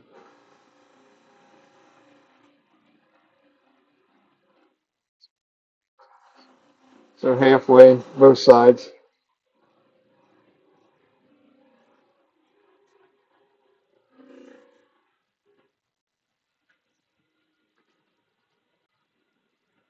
How are you doing tonight? So that's our outside. It's done. Thank you. Hopefully the guy that I got the wood from will think the same. I would think he would, but looking for that one, that one, that one. I don't really remember where I got this. It's sort of a little woolly ball. I used that. I think I used that just for the wax. Probably because I was too lazy to get the. Because that goes in a drill chuck versus the mandrel. Although most of the force is going that direction, I don't think it'll walk out,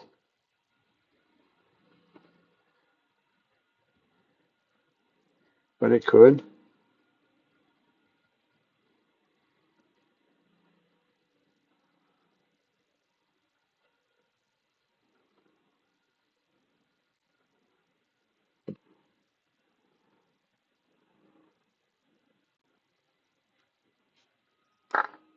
These balls, they do alright. They just take a little bit longer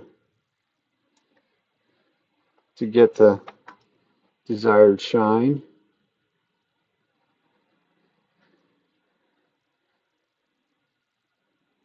And it's very easy to get too much compound on the ball.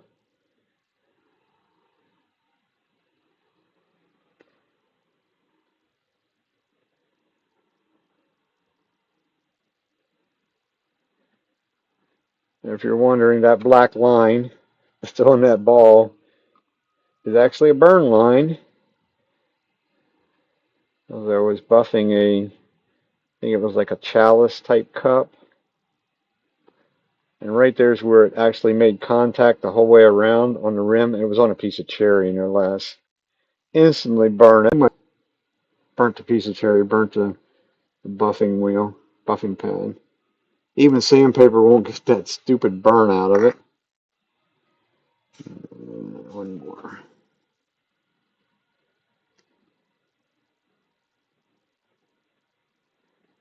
Always make mistakes. It's all part of life, all part of learning.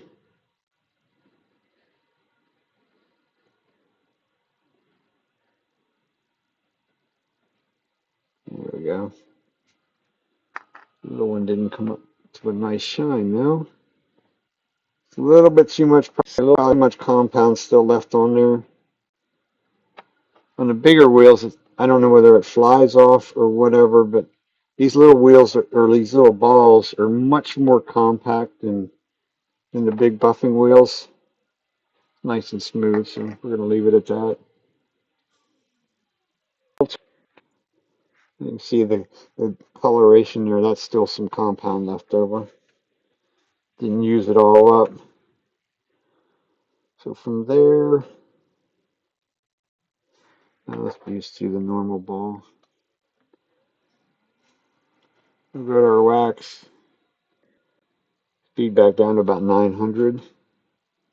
Something like that. We don't want this wax to melt.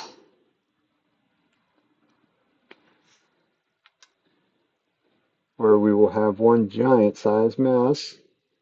Carnauba wax is very, very hard. So if you actually get it to melt on something, it's very difficult to get it back off. It leaves streaks. It's not like the beeswax. I use a bunch of beeswax in my classes and things like that. I mean, that melts nicely. Get it. Carnauba wax, not so much.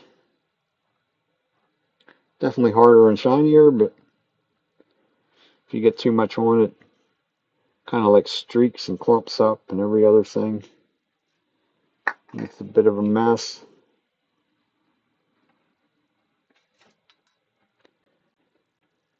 Although I do use straight carnauba wax on my tops to seal them, but I only just touch it against it. Puts a nice little light layer on there, a little paper towel, sort of melts it in.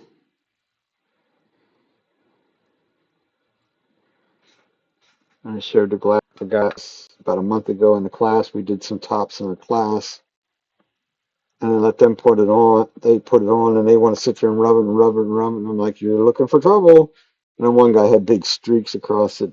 He's like, "Now what do I do?" I said, "Well, now you got choices. This is a class. Go home with it looking like it is, I can keep it all back off and start over. And I guess that sounded like too much like work for him to cut it back off and start over. I mean, it's just the end of a top, so it would have taken him no time at all to do that work, but he decided not to. What's going on, Mr. Billy?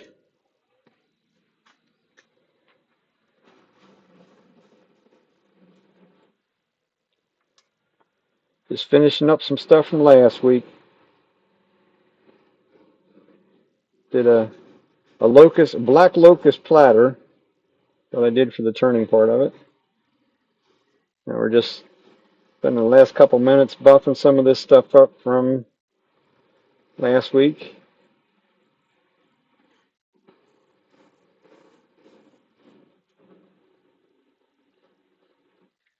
These got their super glue finish on it the other day, probably almost a week ago.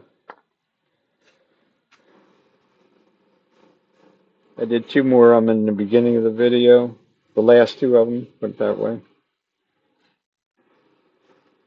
This is the Tree of Heaven wood. Still like to know what the black in it is. I'm thinking it's actually some sort of mold that was starting to grow on it. I don't know 100% sure on that one.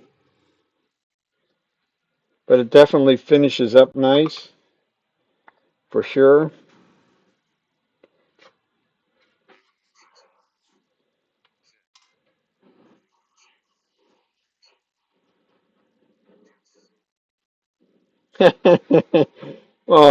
Was it nap time? I can relate to that.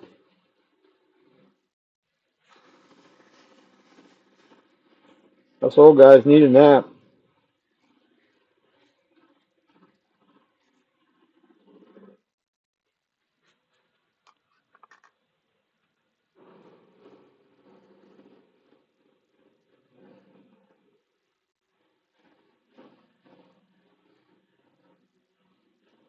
Just a little carnauba wax, a little extra layer of protection, a little extra shine.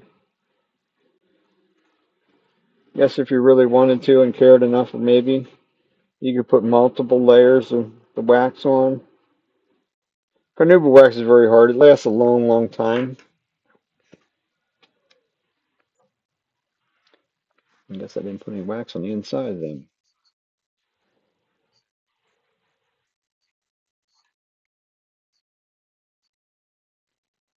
Ah, yeah. Well, we finally had some sunshine today. It ended up being a beautiful day. Got up around 70 degrees. Of course, now tonight we're supposed to get some terrific thunderstorms and drop the temperature back down into the, I think, 40s or 50s this week.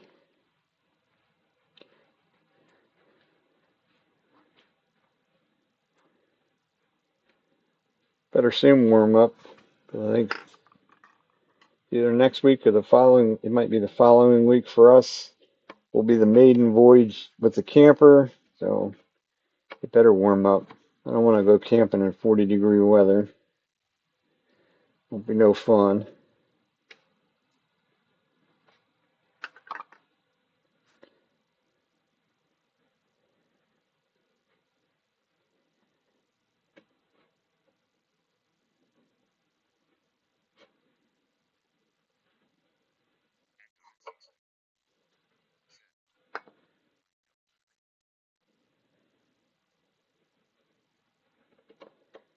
We've had our fair share of very cold weather this year for being in the eastern part of the country, but it's been warmer here than it's been out in Colorado and them places all winter long. Of course, I saw on the news the other day that not so much Colorado and some of them places, but some of them places that normally get hot in the summertime is already up in the 90s and crap. I'm like, nah, you can keep that. I just wanted to get 70-degree weather and sunshine, and so I can go play with the other addiction and addiction and shoot some clay birds and have fun, not roast my brains out. Of course, these couple little bit of warm weather we got, it's already turning the grass green, so it probably won't be more than a couple weeks and we'll be back to mowing grass, but it's all good. So there's our four little itty bitties ready.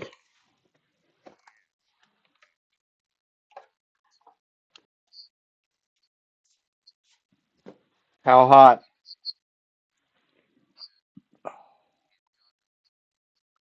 Oh, no thanks. I do my platter.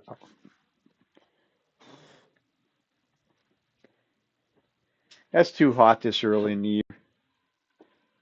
That's just all there is to that here. Way too hot.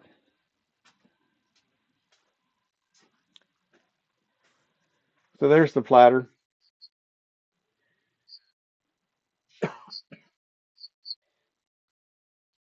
Yeah, well there's the platter that you slept through. That's a piece of black locust.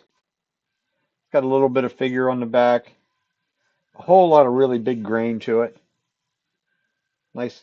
Just flip it around. There's some nice uh, color. No, too hot. So other than that, that's going to be it for us tonight.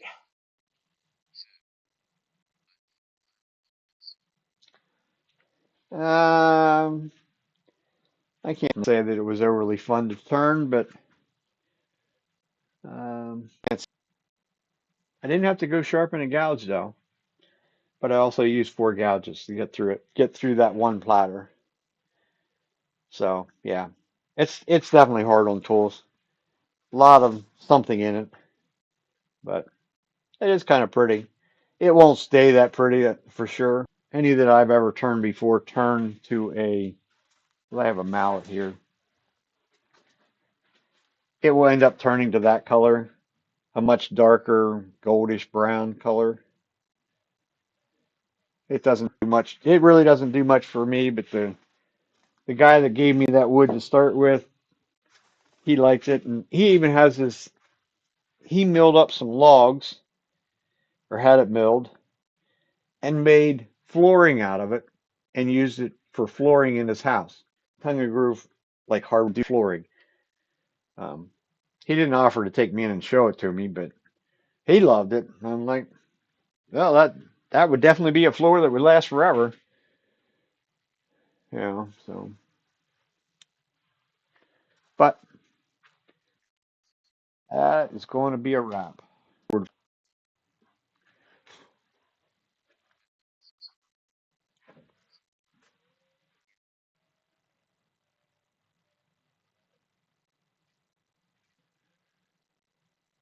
Well, thanks for everybody that came along for the ride tonight, and we will be back next Sunday night, same time, same place. Until then, you all have a wonderful week and stay safe in your shops.